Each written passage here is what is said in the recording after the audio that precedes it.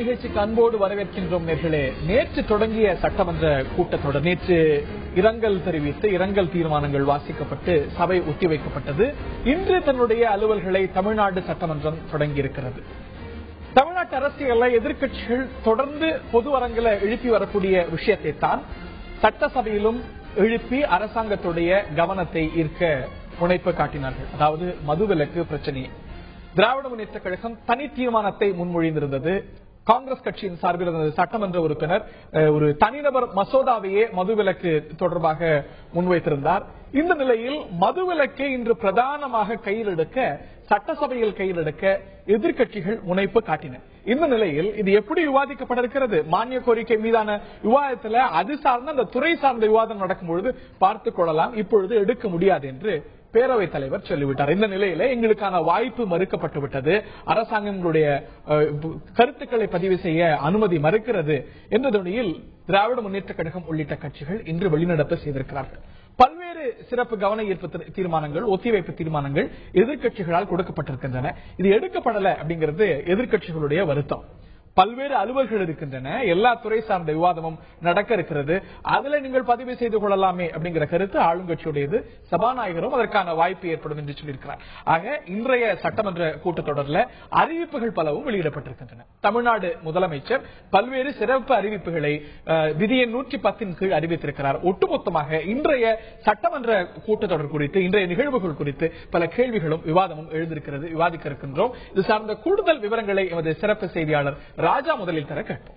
தமிழக சட்டப்பேரவையின் மானிய கோரிக்கை மீதான விவாத கூட்டம் நேற்று தொடங்கியது. இரண்டாம் நாள் இன்று கூடியது. முதலில் காலை கேள்வி நேரம் நடைபெற்றது. இந்த கேள்வி நேரத்தில் தமிழகம் முழுவதும் உள்ள பிரச்சனைகள் குறித்து அந்தந்த சட்டமன்ற உறுப்பினர்கள் கேள்வி எழுப்பினர். அதற்கு துறை ரீதியாக அமைச்சர்கள் பதிலளித்தனர். அதன் பிறகு முதலமைச்சர் செல்வி ஜெயலலிதா அவைக்கு வருகை தந்தார். வந்த பிறகு விதி 110 கீழ் அறிவிப்பு ஒன்றை, சுகாதாரத்துறைக்கான அறிவிப்பை வெளியிட்டார். அதில் மொத்தம் 22 அறிவிப்புகள் அதில் இருந்தன. அதாவது குறிப்பாக சொல்ல வேண்டும் என்றால், அடையாறு புற்றுநோய் மையத்தை ஒப்புயர்வு மையமாக தரம் உயர்த்த ஏற்கனவே பிரதமருக்கு தாம் கடிதம் எழுதியிருந்ததாகவும், அதன் அடிப்படையில் தற்போது 120 கோடி ரூபாய் அதற்கு அந்த அடையாறு புற்றுநோய் மருத்துவ மையத்திற்கு ஒதுக்கப்பட்டு அது ஒப்புயர்வு மையமாக தரம் உயர்த்தப்படும் என்று தெரிவித்தார். அதேபோல் தென் தமிழகத்தில் 50 கோடி ரூபாய் செலவில் ஒரு பல் மருத்துவக் கல்லூரி தொடங்கப்படும் என்ற அறிவிப்பையும் வெளியிட்டார். இப்படி மொத்தம் 22 அறிவிப்புகள் மருத்துவ சுகாதாரத்துறை சார்பாக என்று அவர் அறிவித்தார். அதன் பிறகு எதிர்க்கட்சியினர் ஒன்றாக எழுந்து நின்று மதுவிலக்கு தொடர்பாக அவையில் விவாதம் நடத்த வேண்டும் என்ற கோரிக்கை வைத்தனர்.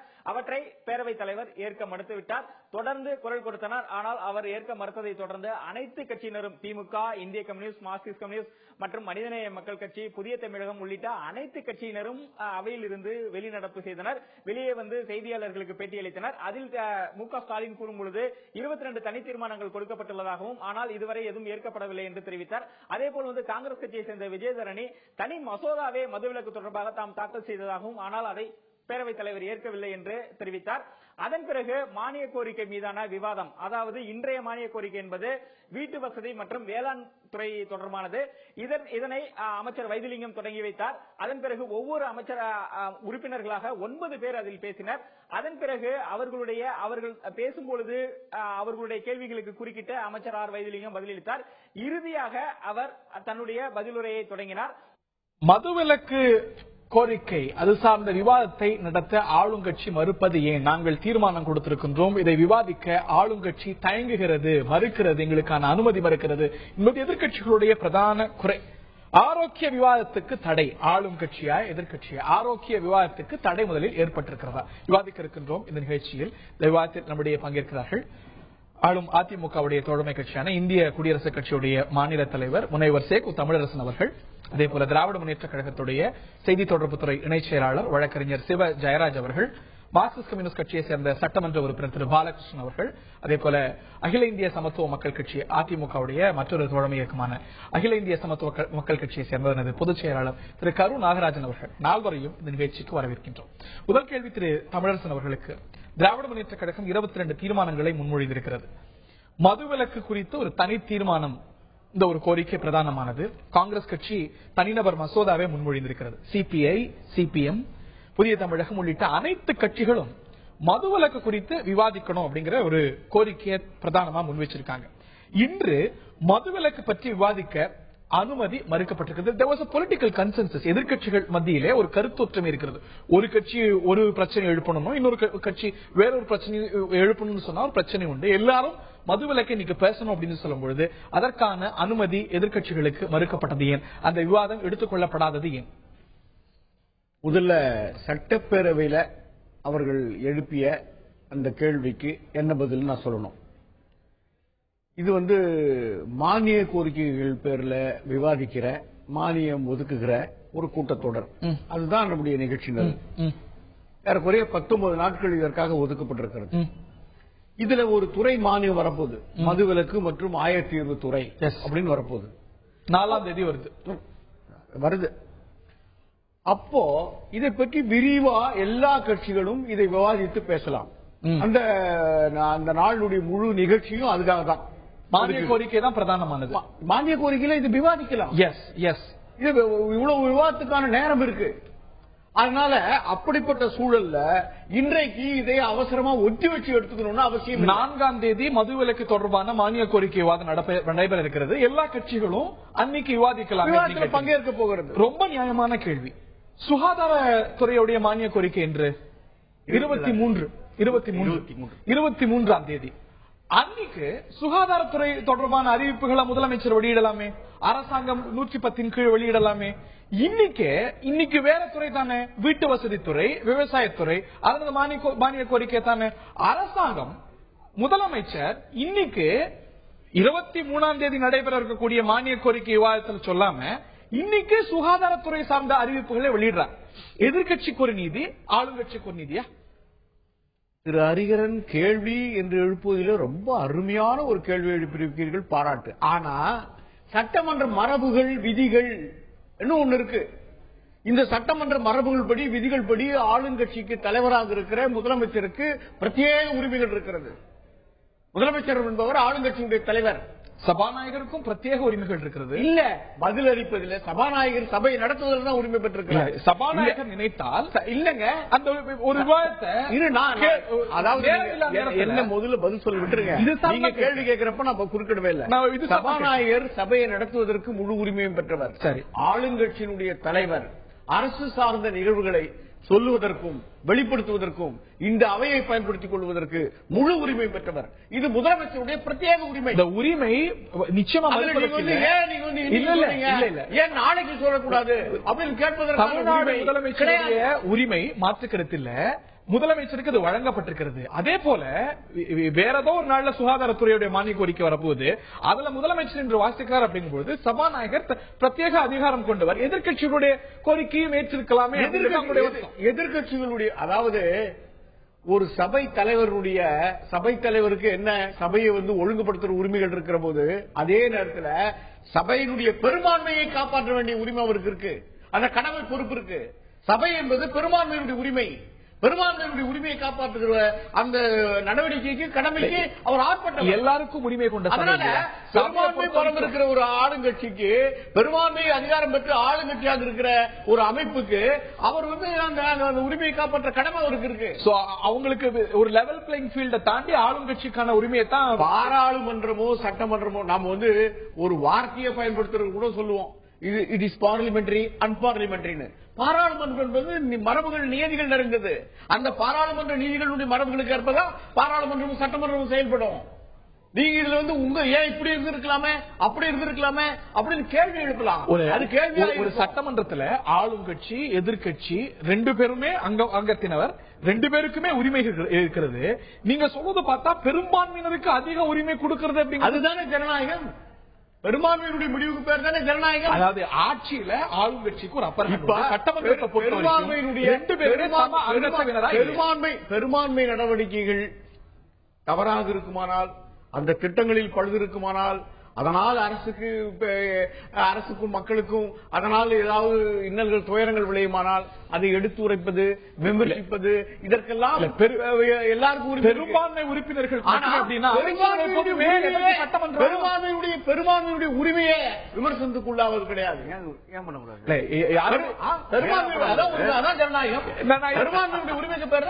ஒரு சட்டமன்றத்தை பொறுத்த வரைக்கும் ஆளும் கட்சி எதிர்கட்சி 2 பேருமே முக்கியமான அங்கத்தினவர். இவர்களுக்கு அதிகமான உரிமை இருக்கு அப்படின்னு வாதிடுவது சரியா நினைக்க தெரியல. நான் திரு ஜெயலலிதா அவர்கள்ட்ட கேட்க விரும்புறேன். திரு தமிழரசன் எழுப்பிய ஒரு கேள்வி, இனி இப்போ சென்ற கூட்டத்தொடர் மாதிரி ஒரு 4 நாள்ல முடிய போற கூட்டத்தொடர் கிடையாது. 18 நாட்கள் நடக்குது நேற்று இரங்கல் தீர்மானம். அதாவது நீங்க எழுப்பக்கூடிய மதுவிலக்கு 4ஆம் தேதி மானிய கோரிக்கை வருது, அன்னைக்கு நீங்க எழுப்பலாம். நீங்க 22 தீர்மானம் கொடுத்திருக்கதா சொல்றீங்க. 22 தீர்மானமும் ஏதோ ஒரு துறையில வரப்போகுது, அன்னைக்கு நீங்க எழுப்பலாம். அன்னைக்கு உங்களுடைய உரிமை மறுக்கப்பட்டால், உங்களுக்கான வாய்ப்பு மறுக்கப்பட்டா அன்னைக்கு நீங்க அக்ரி வாடுறது சரி. முதல் நாளே இன்னைக்கு எடுத்தானோ அப்படின்னு பிடிவாதம் பிடிப்பது அப்படிங்கிறது சரியா? அதாவது பிடிவாதம் பிடிக்கல. இது என்ன விஷயம்னா, திமுக உறுப்பினர்கள் தங்களுடைய உரிமையை நிலைநாட்டுகிறார்கள். அண்ணன் சேக்குத்தா அவர்கள் தற்காலிக சபாநாயகராக இருந்தவர். அவருக்கு தெரியாத அவை சட்டம் எனக்கு தெரியாது, எனக்கு இல்லை. ஆனால் என்னுடைய சிற்றறிவு கெட்டிய வரைக்கும் ஒரு அவையின் உறுப்பினருக்கு இருக்கக்கூடிய உரிமையைத்தான் அவையில் இன்றைக்கு திமுக எழுப்பியது. இருக்கா இல்லையா? 110 விதி என்பது முதலமைச்சருக்கு இருக்கிற பிரிவிலேஜ் இருக்குன்னா அதை மறுக்கக்கூடிய உரிமை திமுக உறுப்பினர்களுக்கு உண்டு. நீங்க 110 அறிக்கையை படிப்பதற்கென்று முதலமைச்சருக்கு தனியாக இருக்கிறதா? அவையின் விதியை நான் இப்போது படித்து பார்த்தேன். ஒரு இடத்திலும் சபாநாயகருக்கு கீழாக முதலமைச்சர் அவையின் உறுப்பினருக்கு என்ன சட்ட உரிமை இருக்கிறதோ அந்த உரிமை தான் முதலமைச்சருக்கு. முதலமைச்சருக்கு எந்த வானதாவிய அதிகாரமும் தனியாக சபாமன்றத்தில் கிடையாது. சபாநாயகர் முதலமைச்சருக்கு அந்த உரிமையை வழங்கலாம். என்னுடைய கேள்வி ஒரே நிமிஷம், ஒரு நிமிஷம், நான் என்ன முடிச்சிடறேன். அஜெண்டாவின் படி நடந்திருக்குமானால் ஒருவேளை நேற்றைக்கு ஏன் அஜெண்டா படி முதலமைச்சருக்கு எந்த அஜெண்டாவிலே ஒரு பதிவு செய்தார்கள்? பாராட்டு கவிதை வாசித்தார்களே, எதற்கு? எப்படி? அது எப்படி? என்ன அஜெண்டா? அது அஜெண்டாவில் என்ன? அது இளைஞர் கூட்டம்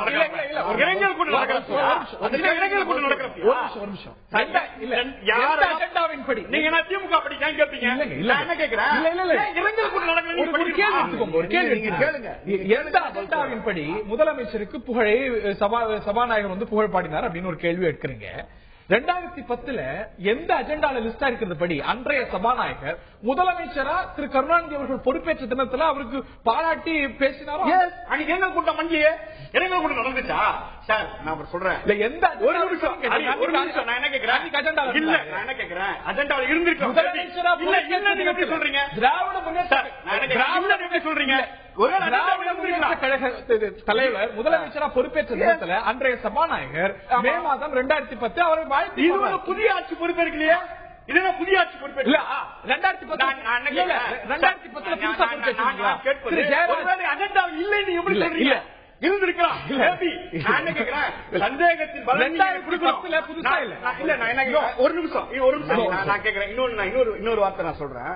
அண்ணா சொன்னாங்க அவையில எந்த விதமான இதுவும் இல்ல, சரியா நடக்குது அப்படின்னா எப்படி சரியா நடக்குது? நீங்க என்ன ஜனநாயகத்தை நீங்க பின்பற்றுறீங்க? பார்லிமெண்ட்ல இதே தனிநபர் மசோதாவை திருச்சி சிவா கொண்டு வர, அதை எப்படி ஏற்றுக்கிறாங்க பார்லிமெண்ட்ல? இங்கே ஏற்றுக்க மாட்டீங்க. அப்ப காழ்ப்புணர்ச்சி தானே இது? இது அரசியல் பழிவாங்கும் நடவடிக்கை தானே இது? பார்லிமெண்ட்டுக்கு ஒரு வீதி, சட்டமன்றத்துக்கு ஒரு வீதியா? என்ன நடக்குது? திரு சிவஜெயராஜ், உங்களுக்கு ஒரு தீர்மானத்தை முன்மொழியறதுக்கு திராவிட முன்னேற்ற கழகத்துக்கு எந்த கட்சியை சேர்ந்த உறுப்பினருக்கோ உரிமை இருப்பது போல அதை எடுத்துக்கொள்வதற்கும் எடுத்துக்கொள்ளாமல் உரிமை சபாநாயகருக்கு உரிமை இருக்கிறது. ஏன் நாங்கள் கேள்வி கேட்க கூடாது? அதை ஏன் விமர்சனம் கூட பண்ணக்கூடாது? என்ன கேட்கிறேன், இதை விட சார் விதிமீறல் மரபு மீறல் என்கின்ற ஒற்றை வரியிலே இவர்கள் ஆட்சி நடத்துகிறார்கள். இதை விட ஒரு குடும்பம் சொல்லட்டுமா? அதிமுகவிற்கு அவை விதியை பற்றி பேசுவதற்கு தகுதி கிடையாது. எப்படி தெரியுமா சொல்றேன்? எந்த அடிப்படையில் திருமதி சசிகலாவை அழைத்து துணை சபாநாயகர் பதவியில உட்கார வைத்தார்கள் ஒரு காலத்தில்? பதவியில் உட்கார வச்சாங்க அவையில, அவை உறுப்பினர் இல்லாதவர. ஆக அவையின் ஜனநாயகத்தை பற்றி பேசுவதற்கு அதிமுகவிற்கு சிறிதும் தகுதி கிடையாது. ஒரு சிறிய ரிபட்டல் நான் லவ் பண்றேன். பிறகு கருணாநிதி வாய்ப்பு கொடுங்க. ரொம்ப சுருக்கமான ரிபட்டல். எஸ் கோ ஹெட். அதாவது இதை நீங்க மதுவிலக்கு பிரச்சனைல இந்த தீர்மானத்தை நீங்க எடுத்துதான் ஆகணும். பாராளுமன்றத்தில் எடுத்துக்கிட்டாங்களே, ஏன் சட்டமன்றத்தில் எடுக்கல? இப்ப பாராளுமன்ற விதிமுறைகள் படி அவர் சொல்ற கருத்துக்கு நான் ஒப்புக்கிறேன். பாராளுமன்ற விதிமுறைகள் படியே சட்டமன்றத்தினுடைய விதிமுறையை பின்பற்றினால் இங்கே பிரதான எதிர்க்கட்சி கூட திமுக கிடையாது. ஒரு குழுவுக்கு எவ்வளவு நேரம் ஒதுக்கப்பட வேண்டுமோ அவ்வளவு நேரம் தான் ஒதுக்கப்பட முடியும். அந்த குழுவுக்கு என்ன உரிமைகள் உண்டு அந்த உரிமைகள் தான் உண்டு. அதை ஒப்புகிறீங்களா? அதை ஏற்றுக்கொள்வீங்களா? மொத்த நேரமும் பாராளுமன்றத்தில் எப்படி நடைமுறைகள்னா மொத்த நேரத்தில் அப்படித்தான்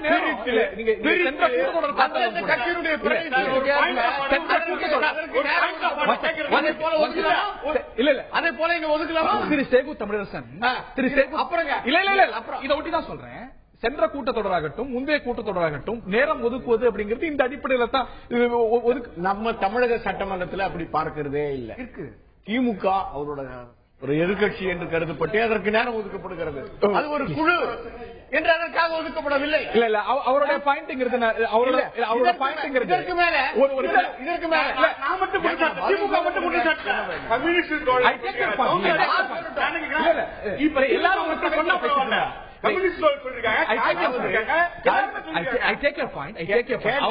அவருடைய பதில் அப்படிங்கிறது பாராளுமன்றம் போல ஒரு கட்சியுடைய பலத்துக்கு ஏற்றார் போல நேரம் ஒதுக்கப்பட்டதில்லை, அதை தாண்டி கூடுதலாக ஒதுக்கப்பட்டிருக்கு. இது சபாநாயகர் சென்ற முறையும் சொல்லியிருக்கிறார். ஒரு கட்சியுடைய பலத்தை காட்டிலும் அதிகமாக கம்யூனிஸ்ட் கட்சி அப்படின்னா இவ்வளவு சதவீதம் உங்களுடைய எண்ணிக்கை அப்படின்னா அதை தாண்டி உங்களுக்கான நேரம் அதிகமாக வழங்கப்பட்டிருக்கிறது. தேமுதிகவுக்கு அதோட பலத்துக்கு அதிகமாக ஒதுக்கப்பட்டிருக்கிறது அப்படிங்கிற ஒரு வாதம்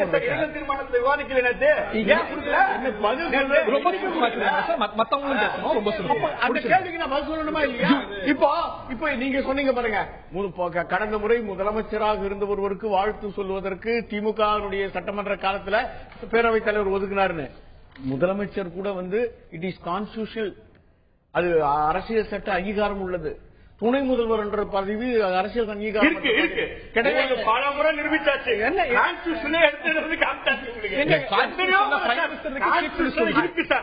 இருக்கு இல்லாத விஷயத்தை செய்ய முடியாது. கவர்னர் அப்படி செஞ்சிருந்தாருன்னா இல்ல இல்ல இல்ல அதாவது ஒரு பொறுப்பு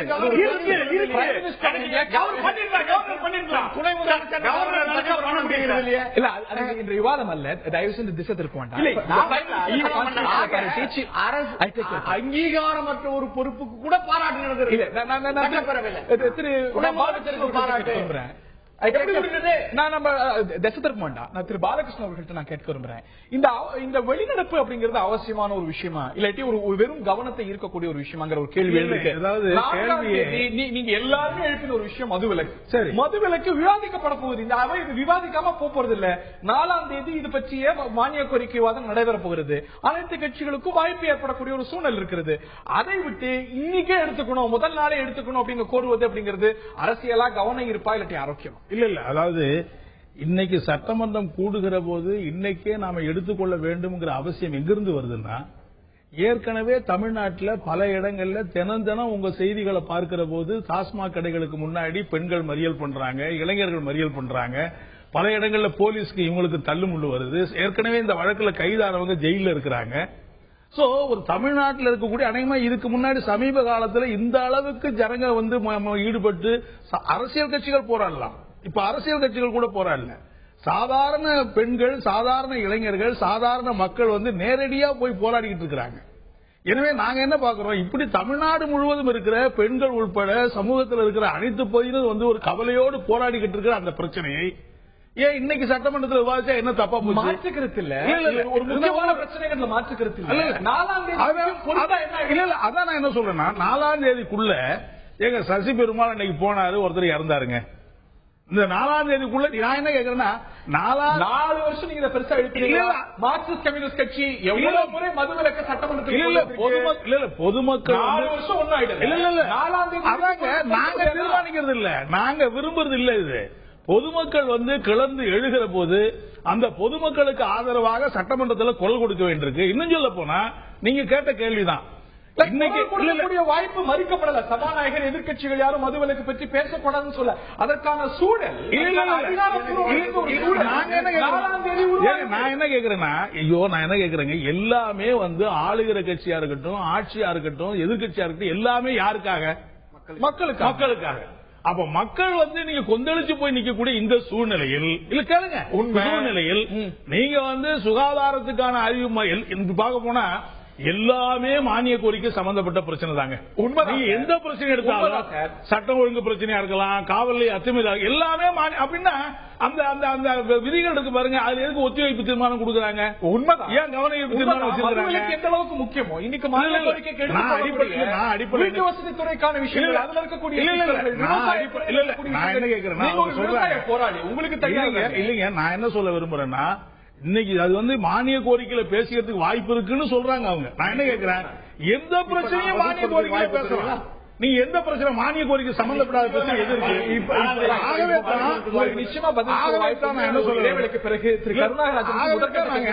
தான் என்ன சொல்றேன்னு சொன்னா இந்த அளவுக்கு ஜனங்க கொந்தளிச்சு பல இடங்கள்ல சட்டம் ஒழுங்கு, போலீஸுக்கு மக்களுக்கு மோதல், வழக்கு, கைது என்று வருகிற அந்த பிரச்சனையில இன்னைக்கு அரசாங்கம் தன்னுடைய நிலையை தெளிவுபடுத்தி அறிவிச்சு விடுச்சாச்சுன்னா அதோட இந்த பிரச்சனை முடிஞ்சிடும். மற்ற விஷயங்கள் அப்புறம் பேசிக்கலாமே. முதலமைச்சர் இன்னைக்கு கிட்டத்தட்ட சுகாதாரத்துறை சம்பந்தமா இவ்வளவு பெரிய அறிவிப்பு பண்றாங்க. அதற்கு நன்றி தெரிவிக்கிறவங்க அவையில ஒரு 3/4 மணி நேரத்துக்கு மேல செலவழிக்கப்படுது. அந்த 3/4 மணி நேரம் கூட இதுக்கு அவசியம் இல்லையே, எங்களுடைய நிலை இதுதான் அப்படின்னு முதலமைச்சர் ஒரு 5 நிமிஷத்துல தெரிவிச்சிருந்தாங்க.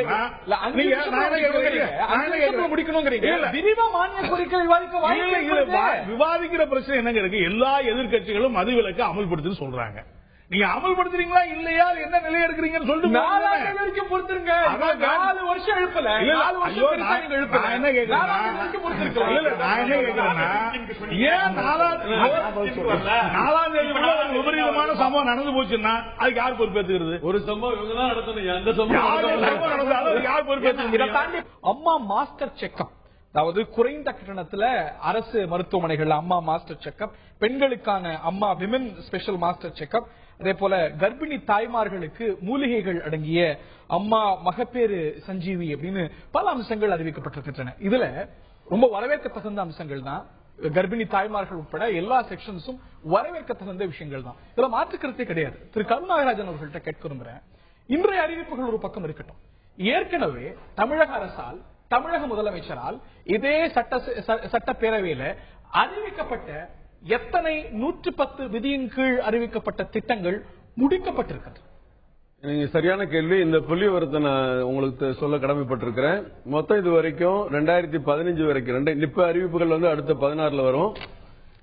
666 அறிவிப்புகள் அறிவிக்கப்பட்டிருக்கிறது 110 கீழே. இதுல 2011-12 51 அறிவிப்புகள் அறிவிக்கப்பட்டு 51 அரசாணை அறிவிக்கப்பட்டிருக்கிறது. அதில் 39 நிறைவு பெற்றிருக்கிறது, 11 பெண்டிங் பணிகள் நடைபெற்றுக் கொண்டிருக்கின்றன.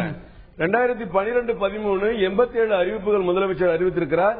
83 அரசாணை பிறப்பிக்கப்பட்டிருக்கிறது, 48 நிறைவு பெற்றிருக்கிறது, 34 பணிகள் நடைபெற்றுக் கொண்டிருக்கிறது, 4 மத்திய அரசு அனுமதிக்காக காத்திருக்கிறது, 1 வழக்கு நடைபெறுகிறது. 2013-14 292 அறிவிப்புகள் அறிவிக்கப்பட்டு 287 அரசாணை பிறப்பிக்கப்பட்டிருக்கிறது, 126 நிறைவு பெற்றிருக்கிறது, 161 பணிகள் நடைபெற்றுக் கொண்டிருக்கின்றன, 1 மத்திய அரசுக்கு அனுமதி பெற காத்திருக்கிறது, 4 அரசாணை பெண்டிங் இருக்கிறது. 2014-15 236 அறிவிப்புகள் வெளியிடப்பட்டு 116 அரசாணை அறிவிக்கப்பட்டிருக்கிறது, உத்தரவு பிறப்பிக்கப்பட்டிருக்கிறது, 5 நிறைவு பெற்றிருக்கிறது, 111 பணிகள் நடைபெற்றுக் கொண்டிருக்கின்றன, 3 மத்திய அரசு அனுமதிக்கு காத்திருக்கிறது, 117 அரசாணை பிறப்பிக்க வேண்டும். Very good. டிசம்பர் 4ஆம் தேதி பன்னீர்செல்வம் அவர்கள் அவையில இதே பதில தாக்கல் செஞ்சார். எனக்கு நீங்க இதை எழுப்புதான் உங்கள்கிட்ட கேட்கிறேன். மொத்தமா அறிவிக்கப்பட்டவை எவ்வளவு? 666. முடிக்கப்பட்டவை 2011 இருந்து 14 வரைக்கும் டிசம்பர் 4 புள்ளி வருவது. இதன்படி முடிக்கப்பட்ட திட்டங்கள் எவ்வளவு? இல்ல, இப்ப திட்டங்கள் அறிவிக்கப்பட்டதோடு கைவிடப்பட்டதா அல்லது நடைபெறுகிறதா? அரசு அதன் மீது அக்கறை செலுத்துகிற கேள்வி. அப்படி ஒரு திட்டத்தை இன்றைக்கு எல்லா திட்டமும் அறிவிச்சு ஒண்ணுமே செயல்படுத்தல அப்படிங்கிற குற்றச்சாட்டை யாரும் எதிர்கட்சிகள் அறிவிச்சது என்னாச்சு? அறிவிக்கப்பட்ட 300 திட்டங்கள் செயல்படுத்தி முடிக்கப்பட்டவை எவ்வளவு? செயல்படுத்தி முடிக்கப்பட்டவை 40% என்று சொன்னால் 40% ஏறத்தாழ 40% முடிக்கப்பட்டிருக்கிறது. மேற்கொண்டு 30% பணிகள் நடைபெற்றுக் கொண்டிருக்கிறது. மீதம் இருப்பது 666 அறிவிப்புகள் அறிவிக்கப்பட்டிருக்கு. உங்க புள்ளிவரன்படியே அரசாணை கூட இதுல வெளியிடப்படாதவை 128. 666ல 128 உங்களுடைய புள்ளிவரன்படி அரசாணை கூட வெளியிடப்படாத 128 கூட அரசாணை அறிவிப்பதற்கு முன்பாக நிதி ஒதுக்கீடு எப்படி செய்ய வேண்டும் என்று எல்லா முடிவுகள் எடுத்து செய்ய முடியும். நிதி ஒதுக்குவதற்கு தான் இந்த வேலை நடந்துட்டு பெண்டிங்ல இருப்பது பார்த்தாலும் கூட ஜியோ வந்து 430 வெளியிடப்பட்டிருக்கு. 666 எல்லாமே 110 அறிவிச்சது என்னாச்சு பணிகள் நடைபெற்றுக் கொண்டிருக்கிறதா இல்லையா? இல்ல, என்னுடைய கேள்வி, இன்னைக்கு புதிய அறிவிப்புகள் வெளியிடப்பட்டிருக்கிறது. மத்திய ரயில்வேஸ்ல கூட வருஷம் புதிய ரயில்கள் அறிவிக்கப்பட்டுக் கொண்டே வரும். ஆனா 20 வருஷத்துக்கு முன்னாடி 30 வருஷத்துக்கு முன்னாடி அறிவிக்கப்பட்ட ரயில்கள் கூட ஓடாம இருந்தது வழக்கம். அதனால இந்த முறை ரயில்வே அமைச்சர் ஒரு நிலைப்பாடு எடுத்தார். நான் புதிய ரயில்கள் அறிவிக்க போறதில்லை, ஏற்கனவே அறிவித்த திட்டங்களை செயல்படுத்த போறேன்னு. நீங்க கொடுத்த புள்ளிவிவரங்களின்படியே 35% 40% தான் நிறைவேற்றிருக்கு. அப்படின்னா ஏற்கனவே செயல்படுத்தப்பட்டவை பிரதானமா இன்ஃப்ராஸ்ட்ரக்சருக்கு 40% நிறைவு பெற்றிருக்கிறது. 40% பணிகளில் இருப்பது நாளை கூட முடியலாம், அடுத்த வாரம் முடியலாம், அடுத்த மாதம் முடியலாம், முடிஞ்சிட்டு சொல்ல முடியாது. இல்லங்க, 2000 நீங்க கொடுத்த புள்ளிவிவரம் டிசம்பர் 4 நிலவரம் படி 2012 அறிவிக்கப்பட்டதுல 4 ஜிஓ இல்லாம இருக்கு. 2013 4 ஜிஓ இல்ல, 120 மத்திய அரசோட அனுமதிக்கு காத்திருக்கிற திட்டம். 4 வந்து மத்திய அரசோட அனுமதிக்காக காத்திருக்கிற திட்டம். 4 வந்து 120 பெண்டிங்ல இருக்கு. ஒரு சின்ன ரோடு இருங்க, சும்மா நீங்க ரோடு போற கூட ஒரு ரயில்வே ரோடு போற கூட ஒரு ஸ்டே வாங்கி வச்சுக்கிறாங்க. எத்தனையோ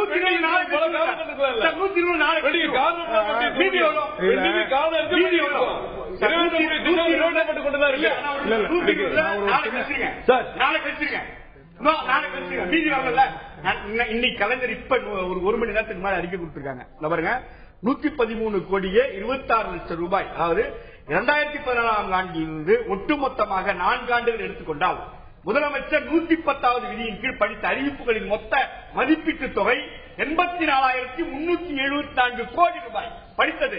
அதில் எவ்வளவு ரூபாய் செஞ்சிருக்காங்க?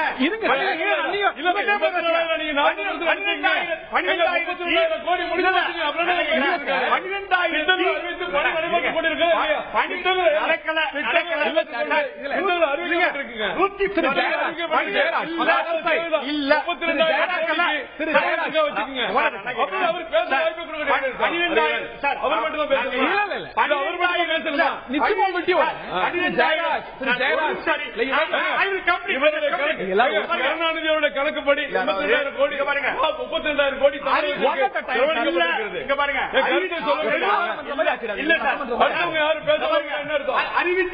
அறிவித்தது எவ்வளவு பாருங்க, அறிவித்தது 84,370 கோடி.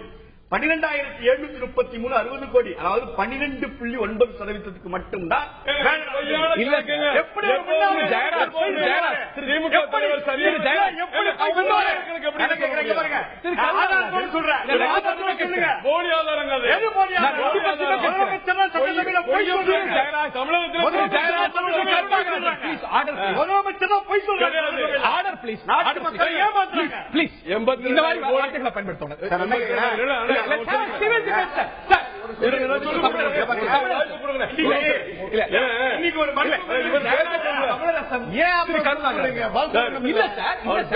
ஒரே சமயத்தில் பேசிட்டு இருந்தா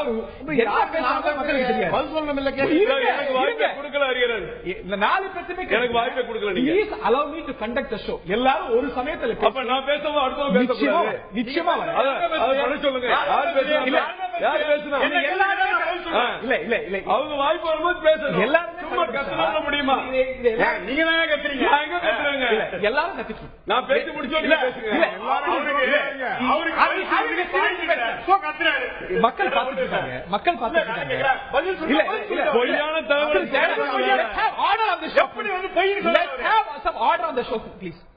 மத்தவங்க பேசும்போது குறுக்கிடலன்னு சொல்லிட்டு எல்லாரும் குறுக்கிட்டு இருக்கோம்.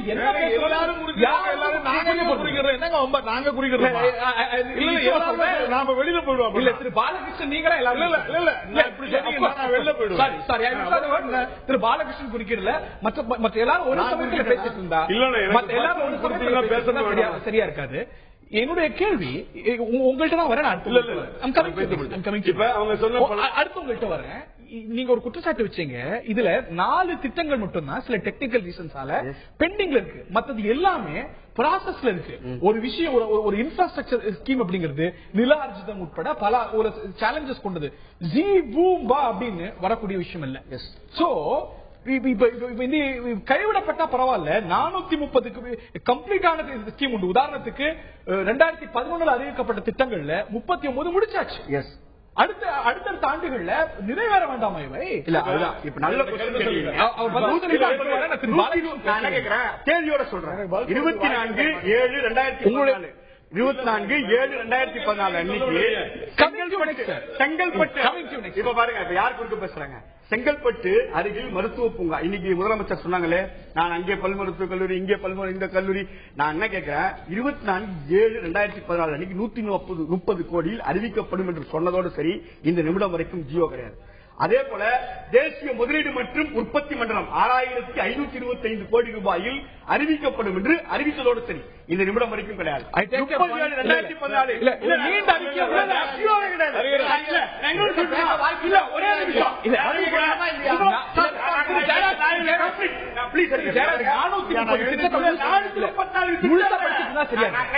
இவங்க வந்து திட்டம் அறிவிச்சாங்க, அறிவிக்கலன்னு சொல்ல டெய்லி கேட்கக்கூடிய உரிமை எங்களுக்கு இல்லையா? நான் என்ன கேட்கிறேன், இதெல்லாம் வந்து அறிவிக்கப்பட்டது ஏன் செய்யல? அறிவித்தது நடந்து கொண்டிருக்கிறது, பணிகள் இருக்கிறது. இதே நாங்குநேரி திட்டம் என்று சொல்லி 17 விதமான திட்டங்கள், உலகத்தில் இல்லாத திட்டங்கள் அறிவிச்சுங்களா? ஏதாவது ஒண்ணு நடந்திருக்கா? அங்க கட்டாந்தம் இருக்கு, ஒண்ணு நடந்திருக்காது வரைக்கும். சரி, இப்ப சொல்ல பல பிரச்சனை சொன்னாங்க. சசிகலா வந்து துணை சபாநாயகர் சேர், துணை சபாநாயகர் சேர்ங்கிறது அங்க ஒண்ணு இல்ல. நல்ல திட்டங்கள் அறிவிக்கலாம். ரெண்டாவது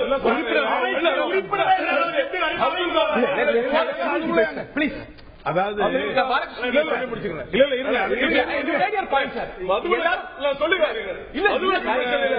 உரையாற்றுவதற்கு வரல. மத்தவங்களையும் பேசினீங்க. பேசவே இல்லை. மதுவிலக்கு பத்தி எல்லாம் பேசுறீங்க.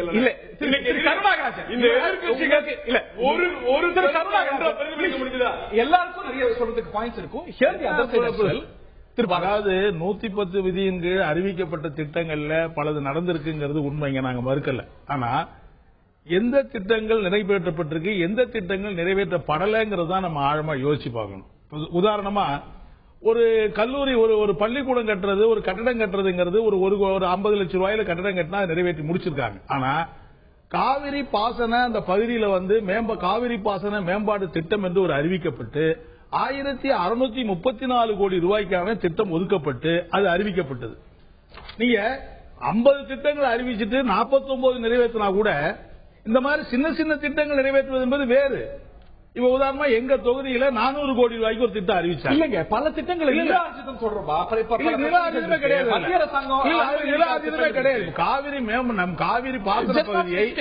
காவிரி பாசன பகுதியை நவீனப்படுத்துவது என்பதற்கு நில ஆதீனமே கிடையாது. முழுக்க முழுக்க இருக்கிற பாசன வடிகால்களை ஒழுங்குபடுத்துறது, மதகுகளை இடிச்சிட்டு புதுசா கட்டுறது, அதுக்கு உலக வங்கியோட நாங்க வந்து பேசி 1634 கோடி ரூபாய்க்கு திட்டம் நிறைவேற்றுவோம். ஆகவே அறிவிக்கப்பட்டிருக்கிற திட்டங்கள்ல இந்த மாதிரி அதிகமான பணம் சம்பந்தப்பட்டிருக்கிற இந்த திட்டங்கள் பூரா நிலுவையில வச்சுட்டு நாங்க மீதி இருக்கிற திட்டங்கள்லாம் நிறைவேற்றணும் சொல்றதுல அர்த்தம் பெரிய அளவுக்கு இல்ல.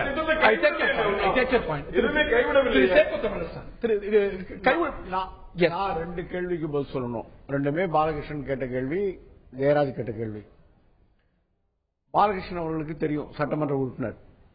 ஒரு அவையில 110 விதியின் கீழ் படிக்கிறதோ இல்ல வந்து ஒரு உறுதிமொழியா, அது கூட தேவையில்லை, 110 விதி கூட தேவையில்லை, ஒரு அமைச்சர் ஒரு உறுதிமொழியா கூட ஒன்று சொல்றதோ அது எல்லா வகையிலும் நிர்வாகத்தை கட்டுப்படுத்துகிற ஒரு உறுதி.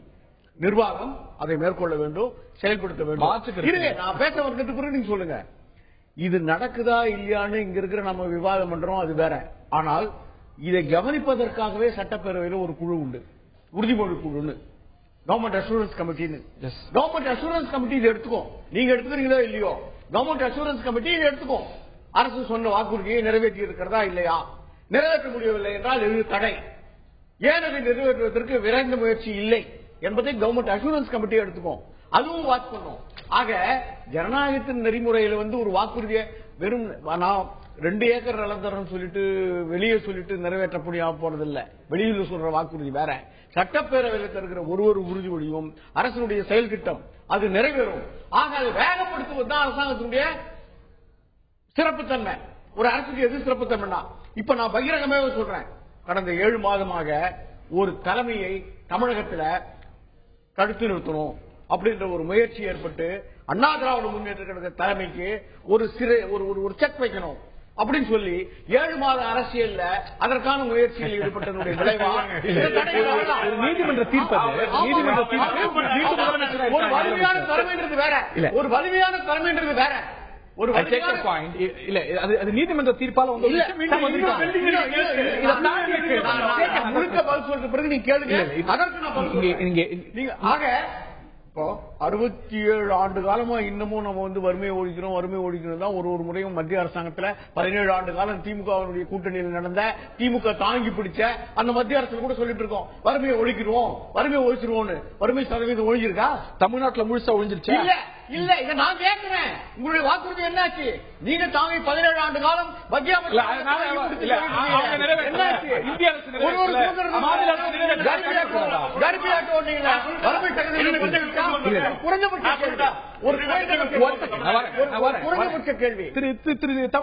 கேள்வி எடுத்துக்கோங்க. இந்த மாதிரி எதிர்கட்சிகள் அவை நடவடிக்கை ஒத்தி வச்சுட்டோ இல்லாட்டி நேரம் இல்லா நேரத்தில் இந்த விஷயம் எடுக்கணுமோ இல்லாட்டி சிறப்பு கவன ஈர்ப்பு தீர்மானம் எடுக்கணுமோ கோருவது புதிதல்ல. முந்தைய ஆட்சியில் நீங்க நீண்ட நாள் சட்டமன்ற உறுப்பினர் எவ்வளவு முறை கோரிருக்கீங்க, அது ஏற்றுக்கொள்ளாத போது எவ்வளவு முறை வெளிநடப்பு செஞ்சிருக்கீங்க, எவ்வளவு முறை வெளியேற்றப்பட்டிருக்கீங்க. உண்மை நான் கேட்கிறேன், இப்ப மக்கள் பிரச்சனையாகிவிட்டது, ஏன் இன்றைக்கே எடுத்துக்கொள்ளவில்லை என்று நம்முடைய மார்க்சிஸ்ட் தோழர் கேட்கிறார். நான் அதுக்குதான் பதில் சொல்றேன், இது மக்கள் பிரச்சனை அப்படின்றது இல்ல, இது அரசியலாக்கப்பட்ட பிரச்சனை.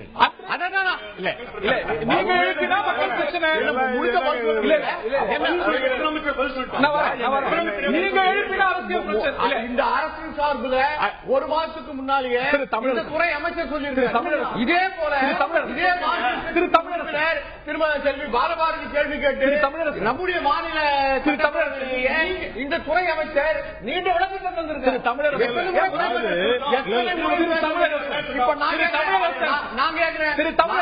நீங்க கோரிக்கை வச்சா, நீங்க சிறப்பு கவன ஈர்ப்பு தீர்மானம் கொண்டு வந்தா மக்கள் பிரச்சனை.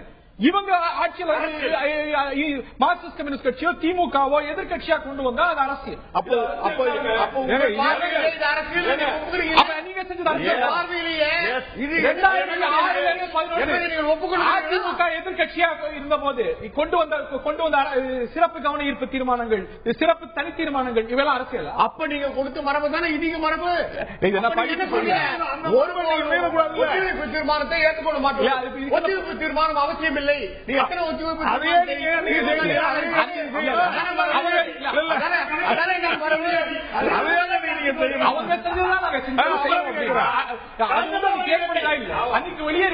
வெளியேற்றப்பட்ட வழிகாட்டியில் நீங்கள் ஏற்றுக்கொண்ட மரபைதான் இன்றைக்கு சட்டம்.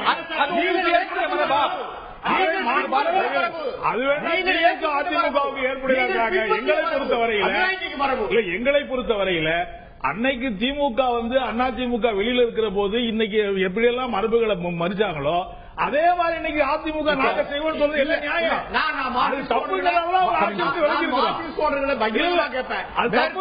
வெளியேற்றி வச்சிருக்கோம். அமல்படுத்த முடிஞ்சதா? கேரளாவில் உங்களால்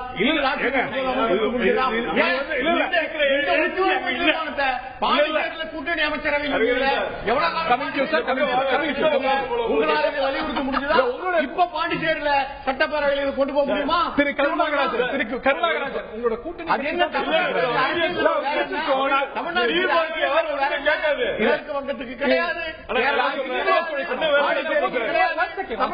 தமிழ்நாட்டில் அரசியல். திரு சிவச்சேரன் ஜெயராஜ் உங்களோட கூட்டணி கட்சி தான் பேசிருக்காரு. அடுத்து உங்கள்கிட்ட வரேன். நான் திரு ஜெயராஜ் அவர்கள்ட்ட கேட்க விரும்புறேன். இது வந்து இந்த ஆட்சியில தான் வந்து இந்த ஆட்சியில தான் மீறப்பட்டது, நாங்க வந்து தீர்மானம் கொடுத்திருக்கோம், 22 தீர்மானம் கொடுத்திருக்கோம், எடுக்கல அப்படிங்கிறீங்க. வேற மரபு திமுக ஆட்சி காலத்துல பின்பற்றப்பட்டதா? அந்த காலகட்டங்களில் கொண்டு வரப்பட்ட சிறப்பு கவன ஈர்ப்பு தீர்மானங்களையோ தனி தீர்மானங்களையோ எதிர்கட்சிகள் விரும்பிய நேரத்தில் விரும்பியபடி மார்க்சிஸ்ட் கம்யூனிஸ்ட் கட்சி எவ்வளவு தீர்மானங்களை கொடுத்திருக்கிறது. அன்னைக்கு அதிமுக எதிர்கட்சியா இருக்கும் போது பல தீர்மானங்களை கொடுத்திருக்கு. அன்னைக்கு இதே ஆட்டிடியூட் தானே திராவிட முன்னேற்ற கழக ஆட்சி காலத்துல அன்றைய சட்டமன்றத்தில் கடைபிடிக்கப்பட்டது. ரெண்டுத்தையும் நம்ம அப்படி ஒப்பிட முடியாது. அதுதான் அன்னைக்கு சூழ்நிலை. என்னன்னு கேட்டீங்கன்னா, ஐயா மரியாதைக்குரிய சட்டமன்ற உறுப்பினர் சொன்னதை போல இன்றைக்கு இருக்கிற பிரச்சனை, ஜெயில இருந்து வெளியே போகாம அந்த மாணவர்கள் அங்கேயே இருக்காங்க, வெயில கேட்க மாட்டாங்க. என்ன காரணம்? அது சட்ட என்ன கேட்கிறேன் சார், விவாதிக்க தேவையில்லை சார். ரொம்ப முக்கியமான விஷயம், ரொம்ப முக்கியமான விஷயம் தான் மதுவிலக்கோ இந்த மாணவர்கள் பிரச்சனையும். அன்னைக்கு ஈழ பிரச்சனை தொடர்பாக உடனடியாக இது கொண்டு வரணும் அப்படின்னு 30 ஜூன் 2009 எதிர்கட்சிகள் கேட்டாங்க. அன்னைக்கு வெளியேற்றப்பட்டார்கள் அதிமுக. அது ஏற்கப்படவில்லை. மார்க்சிஸ்ட் கம்யூனிஸ்ட் கட்சி 2007 நவம்பர்ல சிறப்பு ஒரு இந்த மாதிரி பல உதாரணங்கள் நீங்களும் கொடுக்க முடியும், நானும் கொடுக்க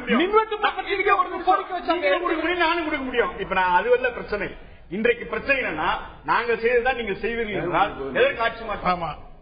எதற்கு மாற்றம்? வழிகாட்டியா இல்ல திமுக வழிகாட்டியா?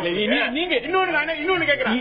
இப்ப நான் கேட்க இன்னைக்கு சபாநாயகர் இன்னைக்கு தீர்மானத்தை நிராகரிக்கும் போது இல்ல சார் முடிச்சிடறேன். Allow me to anchor the show. தயவு செஞ்சு எல்லாத்தையுமே கேட்டுக்கிறேன். இந்த தீர்மானத்தை திமுக பொருளாளர் கொண்டு வருவது ஒரு உரிமை, எந்த உறுப்பினர் கொண்டு வருவதும் ஒரு உரிமை. தனக்கு உண்டான உரிமையை வச்சு சபாநாயகர் நிராகரிக்கிறார். அன்னைக்கு தனக்கு உண்டான உரிமையை வச்சு சபாநாயகர் அன்னைக்குனா விதி, இன்னைக்குனா விதிமீறல் இல்ல. இதுல நான் என்ன விஷயம் சொல்ல வரேன்னா, இன்னைக்கு பண்ணது சட்ட விதிமீறல்னு இன்னைக்கு முதன்மை செயலாளர், திமுக முதன்மை செயலாளர், பல ஆண்டு காலம் இந்த அவையினுடைய மூத்த உறுப்பினர் திரு துரைமுருகன் சொல்றாரு.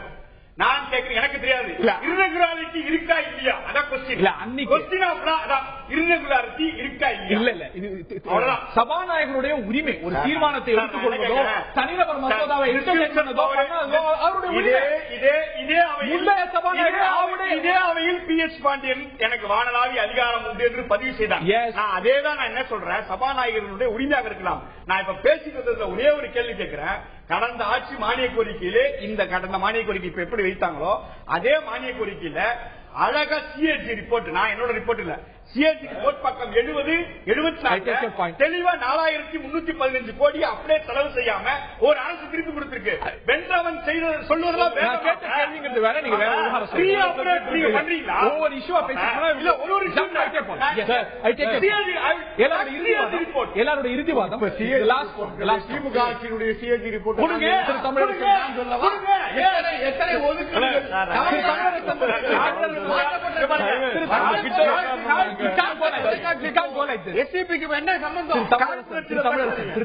உங்களோட கூட்டணி கட்சிக்கு ரொம்ப அமைதியா தான் பேச இறுதிவாதம். உலகத்திலேயே ஒரு சட்டமன்றத்திலிருந்து அதிகமாக வெளிநடப்பு செய்த பெருமை நமது திமுக பொருளாளருக்கு தான் பொருந்தும். எப்ப உள்ள போறாங்களோ வெளிநடப்பு எல்லா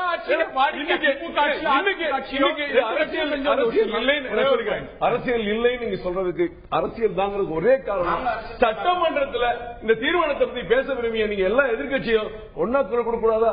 ஒரே தீர்மானம் கொண்டு வரக்கூடாதா? அதுல கூட ஆளாளுக்கு ஒரு தீர்மானம், தனிநபர் மசோதா, தனிநபர் தீர்மானம், இதுல கூட உங்களுடைய ஒற்றுமை இல்லையா? அப்ப இது அரசியலா இல்லையா? இல்லையா திரு கருணாகராஜன்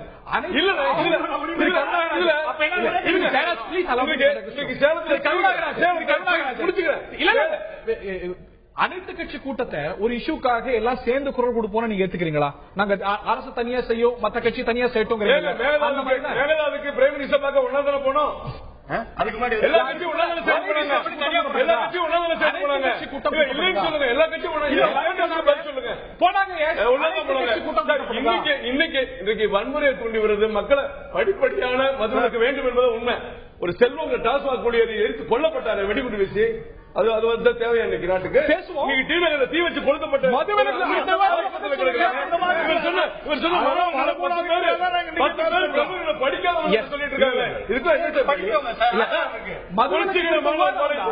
மதுவிலக்கு படிப்படியான மதுவிலக்கு வேணும் எல்லாம் மேட்ச் பண்ண முடியாது.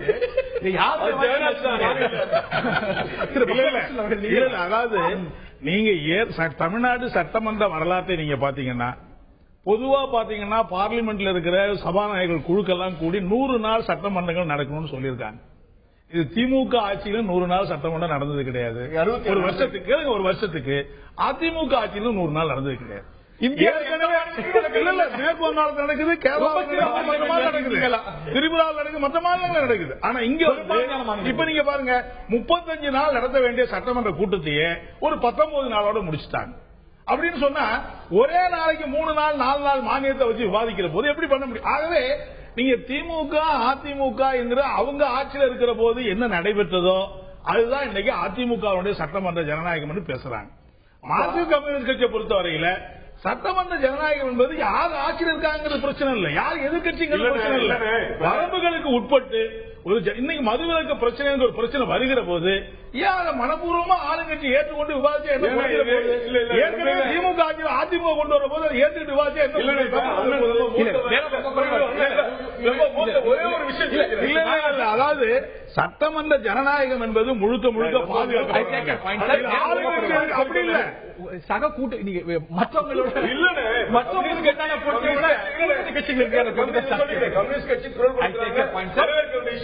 இதே கேரளாவிலையும் மேற்கு வங்காளையும் ஒரு முறை இந்த முயற்சி நீ கொண்டு வந்திருக்கீங்களா? மதுவிலக்கு மக்கள்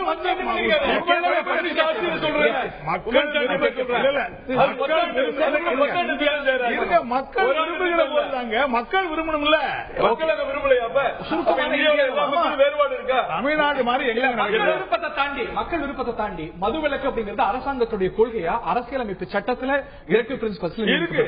ரொம்ப சுருக்கமான இந்தியாவதான் ரொம்ப சுருக்கமான நம்முடைய மார்க்சிஸ்ட் தோழர் பாலகிருஷ்ணன் 19 நாள் தான் மானிய கோரிக்கை விவாதம் நடக்குது அப்படின்னு சொல்றாரு.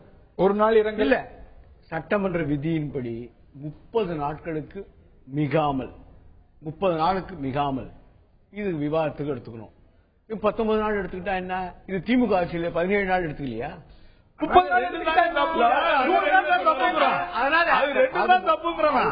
நாட்களுக்கு மிகாமல் என்று இருந்தால் அது 30 நாள் தான் எடுத்துக்கிட்டு பல பிரச்சனைகளை கேட்கலாம். ஆளுங்கட்சிக்கு விளக்கத்துக்கு வாய்ப்பு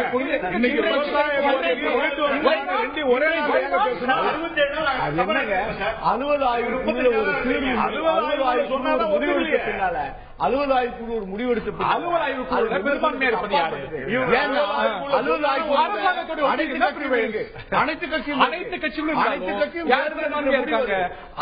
வெளியே போய் விமர்சிப்போம்னா இல்ல, அலுவல் ஆய்வு பெரும்பான்மையா அலுவல் ஆய்வுக்குள்ள பெரும்பான்மையா இருக்கக்கூடிய ஆளுங்கட்சி 30 நாள் பேசுவோம்னா யாரும் வேண்டாம். பெரும்பான்மைக்கு பேர் ஆளுங்கட்சி இல்ல, பெரும்பான்மை பெருந்தன்மையோட 30 நாள் எடுத்துட்டு ஆச்சா ஒரு பிரச்சனை இருக்கு.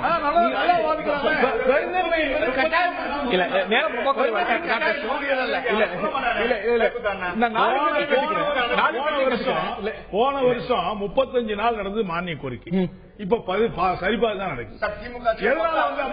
வெட்டி சுருக்க வேண்டிய அவசியம் இந்த தருணத்தில் நிகழ்ச்சி நிறைவேற்றதாக வேண்டும். விவாதிப்பதற்கு நிறைய அம்சங்கள் இருக்கிறது.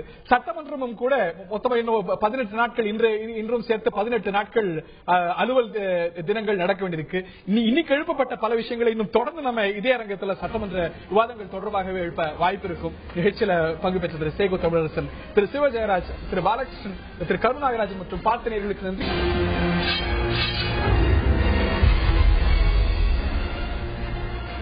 சென்ற ஆண்டு நேர்களை ஜூன் மாதம் 50க்கும் மேற்பட்ட உயிர்களை பலிவாங்கிய மௌலிவாக்க விபத்து குறித்து ஒரு விசாரணை அமைப்பு அமைக்கப்பட்டது. ஜஸ்டிஸ் ரகுபதி தலைமையில் 11 மாடிகளை தரைமட்டமாக்கி 50க்கும் மேற்பட்ட உயிர்களை குடித்த இந்த ஒரு சம்பவம், இதற்கான காரணம் என்ன?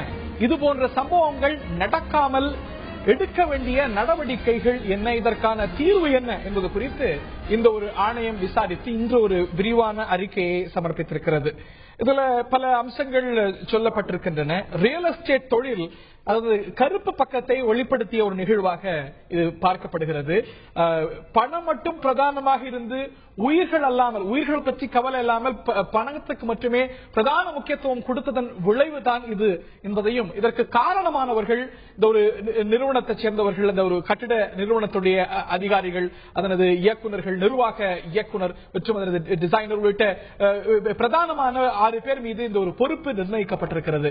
இதை தாண்டி சிஎம்டிஏ அளித்திருக்கக்கூடிய அப்ரூவலை தாண்டி அதை மீறி, விதிகளை மீறி கட்டப்பட்டதன் விளைவே இந்த ஒரு சம்பவம் அப்படின்னும் இந்த ஒரு அறிக்கையெல்லாம் சொல்லப்பட்டிருக்கிறது. இதற்கான தீர்வும் கூட முன்மொழியப்பட்டிருக்கிறது. இந்த ஒரு கட்டடம் கட்டும் பொழுது பல்வேறு கட்டங்களை அதை ஆய்வு செய்து அதற்கான ஒரு சான்று கொடுக்கறதுக்கான ஒரு மெக்கானிசம் வேண்டும், ஒரு அமைப்பு வேண்டும், இதற்காக ஒரு கமிட்டி உருவாக்கப்பட வேண்டும், இதுல ஊழல் எதுவும் நடக்காமல் இருப்பதற்காக ஒரு குழு உருவாக்கப்பட வேண்டும் போன்ற பரிந்துரைகள் கொடுக்கப்பட்டிருக்கின்றன. இது சார்ந்த பல கேள்விகள் எழுகின்றன. நேர்களே, விவாதிப்போம். இன்றைய ஆயுத எழுத்து நிகழ்ச்சியில், ஆயுத எழுத்து நீட்சியில் பங்கேற்கிறார்கள் திரு கருநாகராஜன், ஆளும் அதிமுகவுடைய தோழமை கட்சியான அகில இந்திய சமத்துவ மக்கள் கட்சியுடைய பொதுச் செயலாளர், மற்றும் பில்டர் திரு ஸ்டாலின் ராஜ் அவர்களும் இந்த நிகழ்ச்சியில் இணைகிறார். இருவரையும் இந்த நிகழ்ச்சிக்கு அன்போடு வரவேற்கின்றோம். இதற்கான காரணம் யார், பொறுப்பு யார் அப்படிங்கும்போது திரு கருநாகராஜன், கட்டட நிறுவனம், இயக்குனர், பொறியாளர், கட்டட வரைகலைஞர், மேற்பார்வையாளர், இவர்கள் தான் முழு காரணம் அப்படின்னு பொறுப்பு, அக்கௌண்டபிலிட்டி அவர்கள் மீது பிக்ஸ் பண்ணப்பட்டிருக்கிறது. அரசு, சென்னை பெருநகர வளர்ச்சி குழுமம், சிஎம்டிஏ, இவர்களுக்கு அக்கௌண்டபிலிட்டியோ பொறுப்போ கிடையாது. நிச்சயமா அவர்களுக்கு பொறுப்பு இல்லை என்று நாம் அதில் தட்டி கழிக்க முடியாது. பொறுப்பு இருக்கிறது. அது அதிகாரிகள் நேர்மையாக நிச்சயமாக பணியாற்ற வேண்டும். எதிர்காலத்தில் இது போன்ற தவறுகள் ஏற்படக்கூடாது என்ற அடிப்படையில் தான் இந்த விசாரணை கமிஷனையே அரசு நியமித்தது. ஏறத்தாழ அவர்கள் இந்த நிலையிலே அந்த சிஎம்டிஏ ஒரு அப்ரூவ் வாங்கி, அந்த அப்ரூவல் படி, அந்த திட்ட வரைபடம் படி கட்டடம் கட்ட வேண்டியது அந்த கட்டட பொறியாளருடைய பொறுப்பு, கட்டடத்தை கட்டக்கூடிய உரிமையாளருடைய பொறுப்பு. அதை உறுதி செய்ய நேரடியாக மக்களுக்கு பாதுகாப்பை வழங்குற மிகப்பெரிய இந்த போன்ற விபத்து மீண்டும் சென்னையில் வரக்கூடாது என்பது எல்லாருடைய ஆசை. அதை சரிவர செய்யாமல் ஏறத்தாழ இது வந்து வழக்கமா நம்ம கட்டிட உரிமையாளர்கள் சரி, தனிப்பட்ட ஆட்கள் சரி, அங்க கவர்மெண்ட்ல சப்மிட் பண்றது ஒரு திட்டம், இங்க கட்டுறது ஒரு திட்டம் சொல்லி ஏறத்தாழ 1,25,000 கட்டிடங்கள் இது போன்ற சரியான வரைபட அனுமதி பெற்று கட்டப்படவில்லை. உண்மை. இந்த பிளான் டிசைன் கொடுக்கப்பட்ட வழக்கு ஒரு வரைவு கொடுக்கப்பட்டிருக்கிறது, வேறொரு முறையில் கட்டப்பட்டது. அப்படி கட்டப்பட்டது அனுமதிக்கப்பட்டிருக்கிறது, எந்த பிரச்சனையும் இல்லாம அந்த கட்டடம் 11 மாடி கட்டடம் இடிந்து தரைமட்டமாற அளவுக்கு போயிருக்கு அப்படின்னா அதை கண்காணித்து நிறுத்தி இருக்க வேண்டிய பொறுப்பு அரசு அமைப்புகளுக்கு கிடையாது. நிச்சயமாக இருக்கு. அந்த அதிகாரிகள் நடவடிக்கை எடுக்கப்பட்டிருக்கிறது. அதாவது கடைசியாக இது யாருடைய சுய லாபத்துக்கு, அந்த எண்ட் யூஸ் வந்து ஒரு சுய லாபம், இந்த கட்டட பிரைம் அந்த கிறிஸ்டி இந்த நிறுவனத்திற்கு தான் அந்த எண்ட் யூஸ் போய் சேரல. அந்த நிறுவனத்துக்கு சுய லாபம், அரசுக்கு பொறுப்பு இருக்கிறது. ஒரு நிறுவனம் ஒரு வீடை வாங்குற அப்படின்னா அது சிஎம்டி அப்ரூவ் பண்ணிருக்கோம், அது பாதுகாப்பா உறுதி செய்யக்கூடிய அரசு அமைப்புகள் இருக்கு அப்படிங்கிற நம்பிக்கையில அதுல இன்வெஸ்ட் பண்ணவங்க, அருகாமையில வாழறவங்க எல்லாமே அந்த நிறுவனத்தின் மேல மட்டும் நம்பிக்கை இல்ல, இந்த அமைப்புகள் மேல நம்பிக்கை வச்சு நிச்சயமா இருக்கணும். அரசு மேல அரசுக்கு அந்த பொறுப்பு இருக்கிறது, அந்த நிர்வாகத்துக்கு அந்த பொறுப்பு இருக்கிறது. நான் ஏற்கனவே ஒரு சின்ன அலுவலகத்தில் ஒரு குறிப்பிட்ட அளவு ஊழியர்கள் இருக்கக்கூடிய ஒரு திட்ட கட்டிட வடிவமைப்பு சிஎம்டிஏ 1 லட்சக்கணக்கான திட்ட வரைபட அனுமதிகளை பெற்றுவிட்டு அங்கே செய்து அங்கே அந்த தொழிலை செய்யக்கூடியவர்கள், கட்டிடம் கட்டக்கூடியவர்கள் கொஞ்சம் கூட பொறுப்பு இல்லாமல், மனிதாபிமானம் இல்லாமல் நடப்பதை தினசரி கண்காணிப்பவர்கள், அந்த நிறுவனங்கள் பொறுப்பில்லாமல் இருக்குமானால் அந்த பொறுப்பின்மையை அனுமதிப்பது, அந்த பொறுப்பின்மை இயங்க வைப்பது, பொறுப்பின்மையை காட்டித்தான் சுட்டிக்காட்டித்தான் நிர்பதி விசாரணை கமிஷனில் அவர்கள் தவறு என்று சொல்லி இருக்கிறார். ஏறத்தாழ ஒரு தூண்கள் அடிப்படையில் இத்தனை தூண்கள் கட்ட வேண்டும், இத்தனை தூண்கள் கட்டியிருக்கிறார் என்று அவருடைய பைண்டிங்ஸ்ல வந்திருக்கு. இதுக்கு நிச்சயமாக அந்த குறிப்பிட்ட அதிகாரிகளும் விசாரிக்கப்படுவார்கள், நடவடிக்கை எடுக்கப்படும். இந்த கட்டடம் தகர்ந்து விழுந்ததற்கு கீழ்காணும் நபர்கள் மீது பொறுப்பு நிர்ணயிக்கிறது அப்படிங்கிறது திரு மனோகரன், முத்துலட்சுமி, பாலகுமாரசாமி, வெங்கட சுப்பிரமணியன், விஜய் உள்ளிட்டோர், அதுக்கப்புறம் துரைசிங்கம் உள்ளிட்ட தனிநபர்கள் சுட்டிக்காட்டப்பட்டிருக்காங்க. தனிநபர்கள் உரிமையாளர்கள். அரசு, சிஎம்டிஏ, இதில் இருக்கக்கூடிய அமைப்புகள் இதற்கு மெக்கானிசம் இல்லைனாலும் கூட இல்லாமல் நம்ம வந்து பார்த்துட்டு இருக்கோமா உள்ளிட்ட பல கேள்விகள் எழுதியிருக்கின்றன. நான் திரு ஸ்டாலின் அவர்கள்ட்ட கேட்க விரும்புறேன். இதுல எழக்கூடிய கேள்வி, வைக்கப்பட்டிருக்கக்கூடிய விமர்சனம், ரியல் எஸ்டேட் தொழில் அதனது கருப்பு பக்கம் வெளிப்பட்டிருக்கிறது. பணம் மட்டும்தான் பிரதானம், உயிர்கள் அல்ல அப்படிங்கறத வெளிக்காட்டிய ஒரு சம்பவமாக இந்த ஒரு அறிக்கை பார்க்கிறது. அது இந்த துறையில் இருப்பவரா நீங்க மறுப்பீங்களா திரு ஸ்டாலின்? கண்டிப்பா மறுக்கிறேன். ஏன்னா அவர்கள் சொன்னது உண்மை. பணம் மட்டும்தான் முக்கியம் என்பது அரசாங்கத்துக்கு தான் பணம் மட்டும் தான் முக்கியம். அது அப்ரூவல் தரும்போது பணத்தை மட்டும் வாங்கி கொண்டு அப்ரூவல் கொடுத்தது சரியா பார்ட்டு. இந்த ஒரு பில்டர் உங்களுடைய ஃப்ரெட்டர்னிட்டியை சேர்ந்த ஒரு பில்டர் அரசாங்கம் ஒரு அப்ரூவல் கொடுத்துட்டு அந்த அப்ரூவலை மீறி வேற ஒரு பிளான போட்டு அதுவும் அரசாங்கம் அப்ரூவல் பண்ணதுக்கு மாறாக 47 பில்லர்னா 37 பில்லர் போட்டு இந்த மாதிரி விதிமீறல்களை செஞ்சது உங்களுடைய ஃப்ரெட்டர்னிட்டியை சேர்ந்த ஒரு நபர். விதிமீறல் பண்றது ஒரே ஒரு நிறுவனம். ஏறத்தாழ ஆயிரக்கணக்கான பில்டிங் இருக்காங்க சென்னையில. பண்ணது ஒரே ஒரு நிறுவனம். ஆனா ஒரு நிறுவனம் பண்ணதுக்காக நீங்க ஆயிரக்கணக்கான நிறுவனத்துக்கு மேல படி சம்பந்த முடியாது. அந்த நிறுவனத்துக்கு இனி இது எதுவும் நடக்கக்கூடாது. இந்த ஒரு விதிமீறல் இங்கதான் எக்ஸ்போஸ் ஆயிருக்கு. இன்னும் சொல்ல போனா வடசென்னை போன்ற பகுதிகளில் நீதிமன்றமே கூட தலையிட்டு எவ்வளவு கட்டட விதிமீறல்கள் இருக்கிறது அப்படிங்கறத நீதிமன்றம் ரெகுலைஸ் பண்றது யார்? இப்போ அப்ரூவல் கொடுக்குறாங்க. இப்போ கட்டிட 11 மாதிரி கட்டுறதுக்கு எத்தனை வருடங்கள் ஆயிட்டு இருக்கும்? கிட்டத்தட்ட ஒரு 2 வருடங்கள் ஆயிட்டு இருக்கும். 2 வருடங்களாக பணத்தை பெற்றுக்கொண்டு அப்ரூவல் கொடுத்த சிஎம்டி அத்தாரிட்டி, கவர்மெண்ட் அத்தாரிட்டி என்ன பண்ணி கொடுக்கிறார்கள்? போய் பார்க்கணும், ரெகுலர் போய் பார்க்கணும், செக் பண்ணணும், ரைட் ஃப்ரம் பிகினிங்ல இருந்து பண்ணணும். ஆயிரக்கணக்கான கட்டிடங்கள் கட்டப்படுது. இது அரசுக்கு பொறுப்பு இருக்கிறது, தார்மீக பொறுப்பு இருக்கிறதுங்கிறதெல்லாம் தாண்டி ஒரு மெக்கானிசம் கொடுத்த பிறகு இல்ல அது முழுவதுமா அந்த பிளான் படி செய்ய வேண்டியதான் கடமை மட்டுமல்ல, அது அவருடைய அவர் அப்படிதான் பண்ணிருக்க வேண்டும் என்பது தொழில் தர்மம் உண்மைதான். ஆனா அதே நேரத்தில் ஒருத்தர் பண்ண தப்ப வைத்து அனைத்து பில்டரையும் பழி சுமத்த கூடாது. ஃபார் எக்ஸாம்பிள் இப்போ ஒரு பில்டர் ஒருத்தர் பண்ணது தப்புனால கிட்டத்தட்ட 150 பேர் உயிர் 50 பேர் இறந்துருக்காங்க, 66 பேர் இறந்திருக்காங்க, வாங்கினவர் 150 பேர் பாதிக்கப்பட்டிருக்காங்கன்னா, ஆனா அதே நேரத்தில் ஒரு சிஎம்டி பண்ண தப்புனால கிட்டத்தட்ட லட்சக்கணக்கான பேர் பாதிக்கப்படுவாங்க. உண்மை. இப்ப விதிகள் பாத்தீங்கன்னா, சட்டங்கள் பாத்தீங்கன்னா, இதுல சிஎம்டிஏஓ அதிகாரிகள் அந்த ஒரு நிறுவனம் தப்பு பண்ணிருக்கிறது சட்டப்பூர்வமா எஸ்டாப்ளிஷ் பண்ணப்படுது. சிஎம்டிஏ இந்த ஒரு ப்ராசஸ் செய்யல, இந்த ஒரு அமைப்பே இல்ல, ஒரு மெக்கானிசமே இல்ல. மெக்கானிசம் வடிவமைக்கணும். ஆனா ஒரு அமைப்பே இல்ல. இருக்கிற அமைப்பா அவங்க மீறி இருக்காங்க. சிஎம்டி எந்த ஒரு விதியும் மீறல அப்படிங்கறத மட்டும் தான் மீறுது. ஏன்னா நீங்க எந்த எழுதப்பட்ட விதியை சிஎம்டி மீறி இருக்கு. இப்போ அந்த விதிப்படி பாத்தீங்கன்னா, இப்ப ஒரு டிராயிங் ஒரு பில்டர் கொடுக்குறாங்க, சிஎம்டி அப்ரூவலுக்கு போறாங்க. டிராயிங்க பேஸ் பண்ணி அது இடம் இருக்கா தெரியாது, அந்த இடத்துல கட்ட முடியுமா என்பதுமே தெரியாது. சிஎம்டிக்கு டிராயிங்கை பேஸ் பண்ணி, அதாவது செட் பேக்ல இருந்து எஃப்எஸ்ஐல இருந்து டிராயிங்க மட்டுமே பேஸ் பண்ணி ஒரு அப்ளை கொடுக்குறீங்கன்னா இதுக்கு போதுமே. இந்த கேள்வி இந்த ஆணையத்துடைய பரிந்துரையில கூட கட்டுமானத்துடைய பல்வேறு நிலைகள்ல பலகட்ட ஆய்வு செஞ்சு ஓர் நிலையிலையும் சான்று அப்படிப்பட்ட அமைப்பு இதுவரைக்கும் இல்லாதது. வெவ்வேறு நிலைகள்ல பார்த்து சான்று கொடுக்காது. அவர் சொல்றது போல வெறும் ஒரு டிராயிங்கின் அடிப்படையில அப்ரூவல் கொடுக்குது. அந்த டிராயிங்க தான் அமல்படுத்துறாங்களா அப்படின்னு பார்க்கறதுக்கு ஒரு அமைப்பு இல்லாதது நமது அரசு அமைப்புகளுடைய இதுவரை ஆண்ட அரசுகளுடைய தோல்வியா இல்லையா திரு கருணாகராஜ்? நிச்சயமா இதுல ஒரு கட்டிடம் கட்டுவதுங்கிறது ஒரு மனித உயிர்களோட விளையாடக்கூடிய ஒரு விஷயம். இந்த கட்டிடம் கட்டுகிற பணியில் ஈடுபடக்கூடியவர்கள் மிக ஒரு பெருமையானவர்கள். ரொம்ப கஷ்டப்பட்டு முதலீடு பண்ணி அதை ஒழுங்கா கட்டி அதை மனிதர்களை வாழ வச்சு 50 வருஷம் 100 வருஷம் வரைக்கும் இந்த கட்டிடம் நான் கட்டியதுன்னு சொல்ற பெருமைக்குரியவர்கள். அவங்க இந்த பிளான் இந்த இடத்துல இவ்வளவு ஸ்கொயர் ஃபீட் கட்ட முடியும், இவ்வளவு செட்பேக் விடணும், இன்னைக்கு ஒரு 10 மாடிக்கு மேல போனா 7 மீட்டர் சுத்தி செட்பேக் விடணும், ஒரு சின்ன வீட்டுக்கு 3 அடி செட்பேக் விடணும், 5 அடி செட்பேக், முன்னாடி 10 அடி செட்பேக் எல்லாம் இவங்க கொடுக்கறது ஒண்ணு, கட்டுறது ஒண்ணு.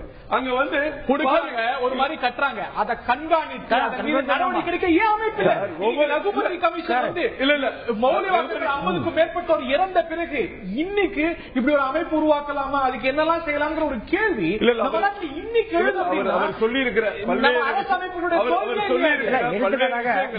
இன்றைக்கு எல்லா கட்டிட ஸ்பெஷல் பில்டிங் எல்லாமே அவங்க இன்ஸ்பெக்ஷன் போயிட்டாங்க. இந்த சம்பவம் நடந்த உடனே எல்லா நம்ம கிட்ட அப்படி ஒரு மெக்கானிசம் ஒரு கட்டிடம் கட்டுறதை ஆய்வு செய்யக்கூடிய அமைப்பு இல்லாதது நமது தோல்வி. இதுல நம்ம 2 விதமா பார்க்கணும். இப்ப அரசை குறை கொள்றதுக்கு கட்டிடம் கட்டுறதுல குறை கொள்றதுக்குலாம் இல்ல. ஒரு சட்டத்தை மதிக்க வேண்டியவர்கள், சட்டப்படி நடவடிக்கை மேற்கொள்ள வேண்டியவர்கள், சட்டத்தில் மக்கள் தான். ஒரு அமைப்பு இல்ல, ஒரு சட்டம் இருக்கு. இந்த பிளான் போட்டு நான் சப்மிட் பண்ணிருக்கேன், இதுபடி நான் கட்டுறேன் உத்தரவாதம் இல்ல. ஒரு பில்டிங்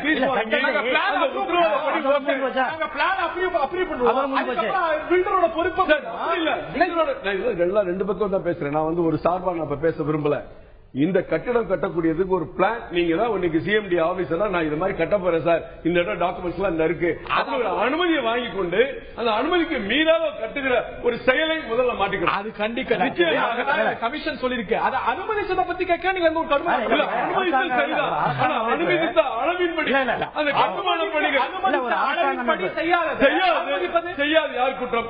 அதை மேற்பார்வை ஒரு கவர்மெண்ட் அத்தாரிட்டி ஒன்று இருக்கு, சிஎம்டி அத்தாரிட்டி இருக்கு.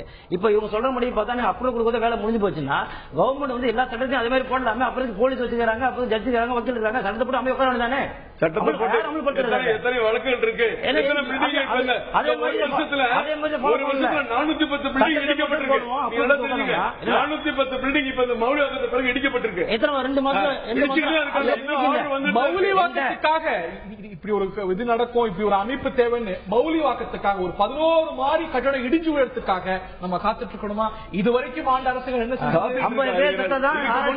இதுக்கு முன்னாடியே 1995க்கு முன்னாடி இருந்து அங்க வந்து சமாதான திட்டத்தை சொல்லி நான் இப்படி எல்லாம் கட்டிட்டோம், இதுக்கு மாற்று ஏற்பாடு பண்றோம் நடந்துட்டே இருக்கு.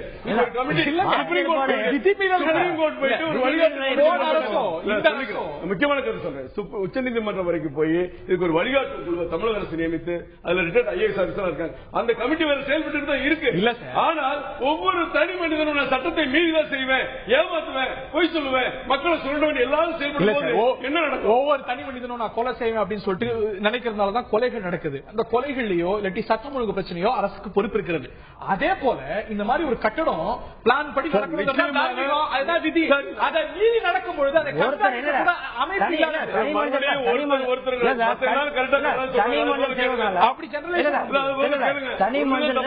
தனி மனிதன் செய்யற தப்புனால அஃபெக்ட் ஆக போறது ஒரு சில பேர் மட்டும். ஆனா கவர்மெண்ட் ஒரு அத்தாரிட்டி பண்ண தப்புனால இன்னைக்கு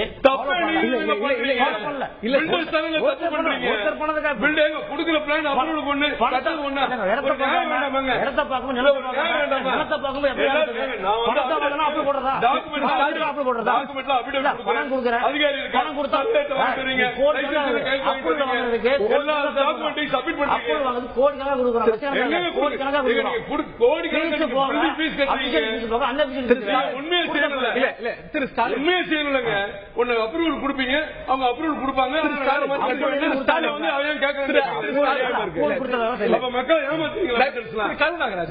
கேள்வி கேட்க திரு ஸ்டாலின் நீங்க சொல்வது போல அரசுக்கு பொறுப்பு இருக்கிறது. இல்ல இல்ல இன்னைக்கு இதை வந்து கண்காணிக்கிறதுக்கு ஒரு அமைப்பை ரகுபதி கமிஷன் பரிந்துரை செஞ்சிருக்கிறது. அது இன்னைக்கு வரப்போது இது வரைக்கும் ஏன் வரலங்கிற கேள்வி. அப்படியே வந்தாலும் கூட சென்னை போன்ற ஒரு பெரிய பாப்புலேஷன் கொண்ட அதிகமான கட்டுமானங்கள் நடக்கக்கூடிய பகுதியில ஒவ்வொரு கட்டடத்தையும் பார்ப்பது அப்படிங்கிறது இப்ப இருக்கக்கூடிய முடியாது. இதுக்கு ஒரு அமைப்பு ஒன்று இருக்கும்போது ஒரு நீங்க வந்து ஒரு ஐஏஎஸ் ஒரு ஹெட் இருக்காங்க, ஒரு மினிஸ்டர் கீழ ஒரு சிஎம்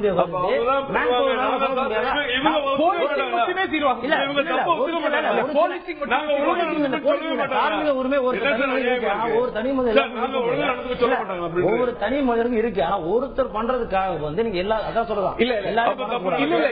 இந்த ரகுபதி கமிஷனுடைய பரிந்துரையில கூட பார்க்கும் பொழுது இந்த மாதிரி ஒரு நெக்ஸஸ் நடக்குது, இதுல வந்து கரப்ஷன் நடக்குது, இதை தடுக்கிறதுக்கான ஒரு அமைப்பு. இது வந்து ஒரு நிகழ்வா ஏதோ வந்து அந்த மௌலிவாக்க கட்டடத்தை கட்டின ஒரு பொறியாளர் தான் தவறு செஞ்சிருக்காங்க ஒரு முடிவுக்கு வரல. அதே போல எல்லாமே மோசமா இருக்குங்கிற ஒரு முடிவுக்கும் வரல. நிறைய விதிமீறல்கள் நடக்கின்றன அப்படிங்கறத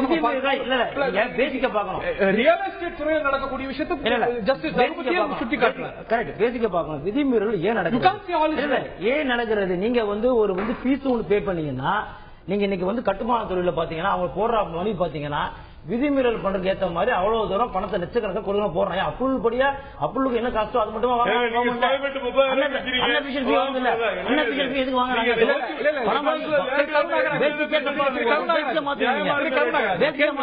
கேள்வி எடுத்துக்கோங்க. இதுல அவர் சொல்றது போல அன்அபிஷியல் ஃபீஸ் அப்படிங்கிறாரு.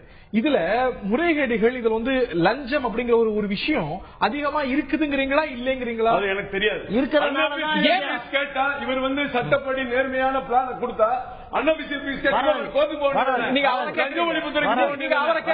அதிகாரிகள் பற்றி ஒரு பக்கமா பேசுங்க. உங்கள்கிட்ட கேட்கக்கூடிய கேள்வி பல்வேறு நிலைகளில் சம்பந்தப்பட்ட அதிகாரிகளும் மனை விற்பனையாளர்களும் கட்டுமானதாரர்களுக்கும் இடையே நடைபெறுகின்ற மறைமுகமான பரிவர்த்தனைகள் மீது பிரத்யேகமான நடவடிக்கை எடுப்பதற்கு ஸ்பெஷல் ஸ்குவாட். இது ஏன் வருது? இது வந்து இதுக்கான முகாந்திரம் இது நடக்கிறது அப்படிங்கிற குற்றச்சாட்டு பிரிவலண்டா இருப்பதனால இதுக்கான தேவையே வருது. இது ஒரு பல்வேறு கட்டங்கள்ல ஆய்வோ சான்றோ இந்த ஸ்பெஷல் ஸ்குவாடோ இந்த ஒரு முறை இருந்ததுன்னா இன்னைக்கு தேவையே இருக்காது. இல்ல ஸ்பெஷல் ஸ்குவாடுங்கிறது எல்லா டிபார்ட்மெண்ட்ஸ்ல இருக்கு. லஞ்ச ஒழிப்பு துறைங்கிறது எல்லா துறைகளையும் தான், எல்லா சம்பந்தப்பட்ட துறைகளையும், அரசு துறைகளையும் சரி, தனியார் துறைகளையும் சரி, அந்த லஞ்ச ஒழிப்பு அவர் சொன்ன பல கருத்துக்கள் வரவேற்கலாம். சில கருத்துக்கள் பில்டர் வந்து 10 ஆண்டுகள் குறிப்பிட்ட தொகை டெபாசிட் வைக்கணும், நடக்காத காரியம். இன்னைக்கு அவங்க கட்டி விற்க முடியாம படுற கஷ்டம். பேங்க்ல இன்னைக்கு பில்டிங் இண்டஸ்ட்ரி, கன்ஸ்ட்ரக்ஷன் இண்டஸ்ட்ரியே ரிசர்வ் பேங்க் வந்து பிளாக் மார்க் பண்ணி வைக்கிற அளவுக்கு ஸ்தம்பிச்சு போயிருக்கோம். ஏதாவது சென்னையில மட்டும் 36 லட்சம் ஸ்கொயர் ஃபீட் பில்டிங் கட்டி ரெண்டல் போகாம விற்காம அவ்வளவு இந்த ஸ்பெஷல் பில்டிங் சொல்லி ஐடி பில்டிங் பெர்மிஷன் ஆனவெல்லாம் ஐடி பில்டிங்ல இருந்து அதுல கன்வெர்ஷன் பண்ண முடியாம மிகப்பெரிய கஷ்டத்துல நஷ்டத்துல இருக்காங்க. இன்னைக்கு பல கம்பெனிகள் மூடப்பட்டிருக்கு. பல கம்பெனிகள் என்ன செய்ய தெரியாம அப்படியே ஸ்ட்ரக்சர் பண்ணி கட்டி நிப்பாட்டிட்டு இருக்கான். அதையும் நம்ம பார்க்கணும். ஒரு சிலர் செய்யற தவறு அரசுக்கும் இங்க இருக்கிற மற்ற பில்டர்களுக்கும் கெட்ட வேலை ஏற்படுத்தி அவங்களுக்கு கடுமையான தண்டனை கொடுக்கணும். 10 வருஷம் வைப்பு தொகை அப்படிங்கிற ஒரு விஷயம் இந்த மாதிரி வந்து இவ்வளவு பெரிய இழப்பு ஏற்பட்டுருச்சு. இன்னைக்கு வந்து அவங்களுக்கு இழப்பு யார் வழங்குறதுங்க இன்னும் பிரச்சனை இருக்கிறது. புக் பண்ணவங்க, பக்கத்து வீட்டுக்காரங்க. சோ ஒரு 10 வருஷ வைப்பு தொகை இந்த கட்டுமான நிறுவனங்கள் வைக்கணும் அப்படிங்கிற ஒரு விஷயம் பிராக்டிகலா இம்ப்ராக்டிகல் கண்டிப்பா முடியாது. பிராக்டிகலா நாட் பாசிபிள். ஏன் சொல்றேன்னா இப்ப வந்து இப்போதைக்கு சூழ்நிலையில சொன்ன மாதிரி வந்து இது வந்து பெரிஷபிள் ஐட்டமா போச்சு. இப்ப நீங்க கட்டண உடனே விற்கதான் விற்க முடியும். பணத்தை வந்து லட்சக்கணக்கா கோடிக்கணக்கா போட்டுட்டு நீங்க பாட்டுக்கு ஒரு 10 வருஷம் பணத்தை டெபாசிட் வச்சிட்டோம்னா 10 வருஷம் ஒரு ப்ராஜெக்ட் விற்கிற மாதிரி இருந்தா அவங்களால அந்த தொழில் பண்ண முடியாதுங்கிறத உண்மை. நீங்க ஒரு 2 வருஷத்துலயே 1 வருஷத்துலயும் வித்துட்டு வெளியே வரணும். இல்ல வைப்பு தொகைங்கிறது எவ்வளவு அமௌண்ட் ஒண்ணு சொல்லல. அவங்க அது எவ்வளவு டிசைட் பண்ணணும், அரசாங்கம் எப்படி இவால்வ் பண்ணும், மார்க்கெட் பிரைஸ் வச்சு பண்ணுமா, இல்ல வந்து நான் வந்து கவர்மெண்ட் வேல்யூ கொண்டு வரும். அதான் அந்த ஃபார்முலா கொண்டு வரதுக்கு எத்தனை வருஷம் தெரியாது, எத்தனை அரசாங்கம் எப்ப கொண்டு வர போகுது. சோ நடைமுறைக்கு ஏற்ற மாதிரி சில அறிக்கைகள் தான் வரணும். நடைமுறைக்கு சாத்தியமில்லாத விஷயம். இன்னொரு விஷயத்துக்கு உங்களோட கவனத்தை ஈர்க்க பார்க்கிறேன். இதுல வந்து இந்த அடுக்குமாடி குடியிருப்பு 11 மாடி குடியிருப்பு அதான் தங்களுடைய கனவு இல்லைன்னு சொல்லிட்டு எவ்வளவு கோடி இன்வெஸ்ட் பண்ணி எவ்வளவு பேர் வாங்கியிருப்பாங்க. அவங்களுக்கும் சரி அருகாமையில பக்கத்து வீட்டுல இருந்து இந்த கட்டடம் விழுந்து அதனால பாதிப்பு ஏற்பட்டு அவங்களுக்கு நிவாரண தொகையை அரசாங்கத்துடைய எஸ்டிஆர்எஃப் மாநில பேரிடர் நிவாரண நிதியில இருந்து வழங்குங்க அப்படிங்கிற ஒரு பரிந்துரை ஏன் அரசாங்கம் இப்பதான் பரிந்துரை பண்ணிருக்காங்க. இன்னும் அவர் என்ன சொல்லிருக்காரு, இதுல இன்சூரன்ஸ்ல எதுவும் பெற முடியுமா, அந்த கட்டிட இன்சூரன்ஸ் பண்ணிருக்காங்களா, பல்வேறு வகையில யோசித்து அவருடைய இழப்பீடுகளை எப்படி சரி செய்வதுன்னு அவர் கொடுத்திருக்காரு. இல்ல இல்ல நிச்சயமா விஷயம் நம்ம பேசினாரு. இல்ல இல்ல இது விட்டு பார்க்க விரும்புறேன். இப்ப இந்த கட்டிடத்தை இழந்திருக்காங்க. இது பல்வேறு நபர்களுடைய தவறின் காரணமா அந்த வீட்டுல கோடிக்கணக்கில் லட்சக்கணக்கில் இன்வெஸ்ட் பண்ணி அத்தனையும் இழந்திருக்காங்க. அதுக்கு வட்டி வேற கட்ட வேண்டியிருக்கிறது அவங்க. இந்த நிலையில அரசாங்கம் தன்னுடைய மாநில பேரிடர் நிவாரண நிதியிலிருந்து வழங்கணும் அப்படின்னு கேட்கிறாரு ரகுபதி தன்னுடைய ஆணையோட பரிந்துரை சொல்றாரு. ஆனா அரசாங்கம் முடியாது, அதுக்கு வாய்ப்பு இல்ல, நாங்க வேணா வந்து அவங்கள்ட்ட வாங்கி தரதுக்கு நிறுவனத்திலிருந்து வாங்கி தரதுக்கு வழி ஏன் கொடுக்க கூடாது? ஏன் கொடுக்க கூடாது? பொதுவான கருத்தை நான் சொல்ல விரும்புறேன். அருண்ஜேட்லி அவர்கள் 2 தினங்களுக்கு முன்பாக சொல்லியிருக்கிறார், இந்த வங்கிகளில் வரக்கூடிய என்பிஏ நான் பெர்ஃபார்மிங் அசெட்ஸ் வந்து எங்கள் தலைக்கு மீறி போயிட்டு இருக்கு, அது எப்படி நாங்க சமாளிக்க போறோம்னு அவர் சொல்லிட்டு இருக்காரு. சரி, ஒரு சகாரா வந்து 20,000 கோடி கடனுக்காக ஜெயில இருக்கு. என்ன சொல்ல வரேன்னு சொல்லுங்க. இந்த மாதிரி இவங்க பேங்க்ல முறைப்படி கடன் வாங்கி இருந்தால் அந்த வங்கிகள், குறிப்பிட்ட வங்கிகளுக்கு நம்ம தமிழக அரசு ஒரு வேண்டுகோள் வைக்கலாம். இப்படிப்பட்ட ஒரு சம்பவம் நடைபெற்றிருக்கிறது, இதை வராக்கடனாக நீங்க கழிப்பீர்களோ அல்லது நான் பெருமையா சாப்பிட்ட இல்ல ஒரு இரகுலராக கழிப்பீங்களோ தெரியாது. ஆனா இந்த கடன் வாங்கியவர்களுக்கு வேண்டுகோள் வைக்கலாம். விவசாயிகளுக்கு கடன் தள்ளுபடி பண்றோம், விவசாயிகளுக்கு தள்ளுபடி பண்றோம், சிறுதொழில் நலிவுள்ளவர்களுக்கு தள்ளுபடி பண்றாங்க. சிலர் வந்து எல்லோரும் நோட்டீஸ் கொடுத்து போயிட்டே இருக்காங்க. அப்ப இந்த மாதிரி ஒரு ஆபத்து நடைபெற்ற பொழுது மக்கள் ஏமாற்றப்பட்டிருக்கிறார்கள். அந்த கட்டிட நிறுவனத்தால் அந்த வங்கிகள் அந்த கடனை தள்ளுபடி செய்ய வேண்டும் என்று அமைச்சர் அவர்கள் அங்க இருக்க தமிழக அரசு நிச்சயம் வேண்டுகோள் வைக்கலாம். முன்னாடி சொல்லியிருக்கேன். இல்ல இதை ஒட்டி கேள்வி எழுது. இப்ப நீங்க ஆக்சிடென்ட்ல ஒருத்தர் இறந்த ரோட்ல நடக்கக்கூடிய ஆக்சிடென்ட்டுக்கு அரசாங்கம் உதவித்தொகை கொடுக்குது. இப்ப இது நிச்சயமா சட்ட ரீதியான பொறுப்பு பில்டர்ஸ் சம்பந்தப்பட்டவங்களுக்கு இருந்தாலும் கூட சிஎம்டிஏவுக்கு குறைந்தபட்ச தார்மீக உரிமை இருக்கிறது, தார்மீக பொறுப்பு இருக்கிறது. அதை தாண்டி இது வரைக்கும் ஒரு மெக்கானிசம் இல்லைன்னா அரசுக்கும் பொறுப்பு இருக்கிறது. தார்மீக ரீதியால ஏற்றுக்கொண்டு அரசு ஏன் அவர்களுக்கு அந்த உதவி தொகையை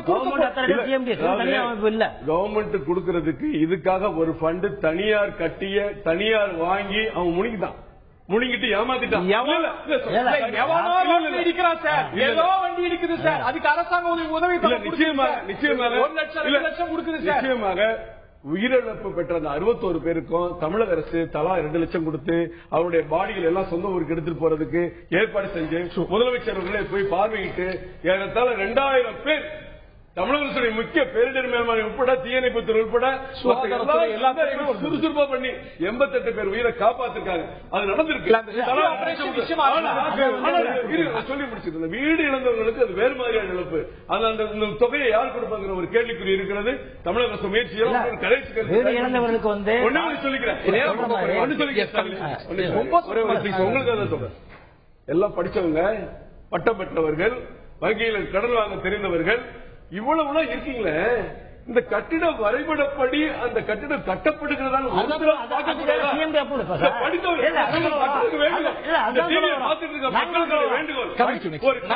வரைபடத்தை பார்த்துவிட்டு இந்த கட்டிட வரைபடத்தின்படி இந்த கட்டிடம் கட்டப்படுகிறதா இல்லையா என்று சோதிக்க வேண்டாமா? இல்ல உங்ககிட்ட தான் வரேன். உண்மை எல்லாருக்கும் அந்த அவேர்னஸ் இருக்கணும்.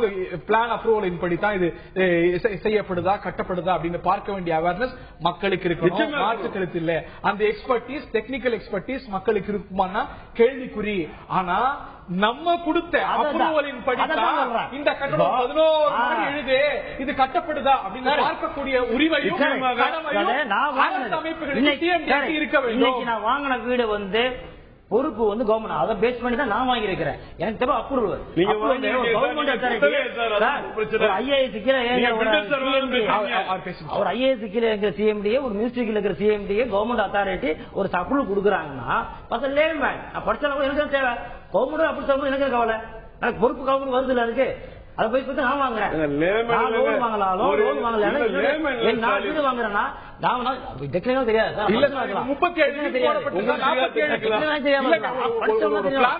உங்களுக்கும் எனக்கும் இந்த நீங்க 10,000 ரூபாய்க்கு வாங்குறது இல்ல. நீங்க ஒரு கத்திரிக்காய் போய் பாக்குறீங்க. ஒரு 47 பீம் போட போறேன், 47 பில்லர் போடுறேன்னு சொல்லிட்டு 43 பில்லர் ஒவ்வொரு பில்டிங்கா போய் ஒவ்வொரு வீடுங்கிறது ஒரு கனவு சார். அவங்க நல்லா பார்த்து சோதிக்கணும். அரசுக்கு பொறுப்பு இல்லை, சிஎம்டிக்கு பொறுப்பு நான் பேசவே இல்லை. தவறு செய்த அதிகாரிகளோட கொண்ட பொறுப்பு இருக்கிறது, யாருக்கு கூட்டு பொறுப்பு. ஒரு சாதாரண ஒரு 50 லட்சம் கொடுத்து வீடு வாங்கக்கூடிய நபருக்கு அந்த ஒரு சாதாரண நபருக்கா இல்லாட்டி சிஎம்டி அப்ரூவ் தரும் போது அதை மென்ஷன் பண்ணுங்க கூட்டு பொறுப்பு சொல்லிட்டு நான் அப்ரூவ் கொடுத்தா கூட நீங்களும் பாத்துக்கோ இன்ஜினியர் வச்சு சொல்லுங்க. சிஎம்டி அப்ரூவ் போடுங்க. இந்த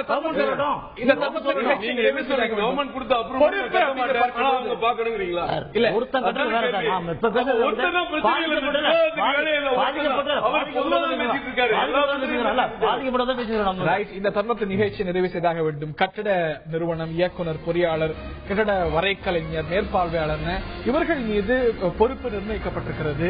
நிச்சயமாக இது சார்ந்த ஒரு சம்பவங்கள் நடக்காமல் இருக்க நடந்தாலும் கூட கூட்டு பொறுப்பு எல்லோருக்கும் இருக்கிறது. அரசு அமைப்புகள், இந்த தனி நபர்கள், நிறுவனங்கள் என எல்லாருக்கும் கூட்டு பொறுப்பு இருக்கிறது. இது நாள் வரைக்கும் இல்லாத அமைப்புகளை இது போன்ற ஒரு பிரச்சனைகள் நடக்காமல் இருக்க மேற்பார்வை செய்வதற்கான ஒரு கமிட்டி, ஒரு குழுவை அமைப்பதற்கான ஒரு பரிந்துரை எல்லாம் ரகுபதி கமிஷன் செய்திருக்கிறது. இதற்காக அமைக்கப்பட்ட ஒரு கமிஷன் செய்திருக்கிறது. வெவ்வேறு கட்டங்களில் ஒரு கட்டுமானத்துடைய வெவ்வேறு கட்டங்களை மேற்பார்வை செய்து சான்றளிக்கக்கூடிய ஒரு முறை வேண்டும். இந்த ஒரு முறையில வெவ்வேறு மேம்பாடு வேண்டும் அப்படிங்கிற பரிந்துரைகள் இருக்கிறது. இந்த முறை இதுவரைக்கும் நம்ம கிட்ட இல்லாதது ஏன் அப்படிங்கிற ஒரு கேள்வி எழுகிறது. நமது அரசு அமைப்புகள் இதுவரைக்கும் இது போன்ற ஒரு முறையை வைத்துக் கொண்டிருக்காதது ஏன்? ஒரு மௌலிவாக்கம் சம்பவத்துக்காக காத்திருக்க வேண்டுமா? பெட்டர் லேட் தென் நெவர். இந்த நிலையில் ரகுபதி கமிஷன் பல்வேறு பரிந்துரைகளை அளித்திருக்கிறது. அதை அரசாங்கம் செயல்படுத்தும். இதுல பார்க்கும் பொழுது அரசு தரப்புல, சிஎம்டி தரப்புல சட்ட விதிமீறல்கள் இருக்கிறதா என்றால் இல்லை. ஏற்கனவே இருக்கக்கூடிய மெக்கானிசத்தின் படிதான் எல்லாம் நடந்திருக்கிறது. பிளான் அப்ரூவலை சிஎம்டிஏ கொடுத்திருக்க, அதை மீறி அந்த நிறுவனம் செய்திருக்கிறது. அது உயிரோடு விளையாடிய விஷயம். அதைத்தான் இந்த ஒரு அறிக்கையும் குறிப்பிட்டிருக்கிறது. எது எப்படி இருந்தாலும் ஒரு வலுவான அமைப்பு உறுதிப்படுத்தப்பட்டு இது போன்ற சம்பவங்களுக்கு, இது போன்ற உயிரிழப்புகளுக்கு, இது போன்ற ஒரு நிகழ்வுகளுக்கு இடம் இல்லாமல், இது போன்ற ஒரு சிந்தனைக்கே இடமில்லாத செய்ய வேண்டிய ஒரு பொறுப்பு நாம் எல்லோருக்கும் இருக்கிறது, அரசுக்கு இருக்கிறது. இது ஒரு பரிந்துரையை செயல்படுத்த வேண்டும் அரசாங்கம். இதை தாண்டிய பல அம்சங்களையும் அரசாங்கம் செயல்படுத்தும் என்று நம்புவோம். நிகழ்ச்சியில் பங்கு பெற்ற திரு கருணாகராஜன், திரு ஸ்டாலின் மற்றும் பார்த்தனியர்களுக்கு நன்றி, வணக்கம்.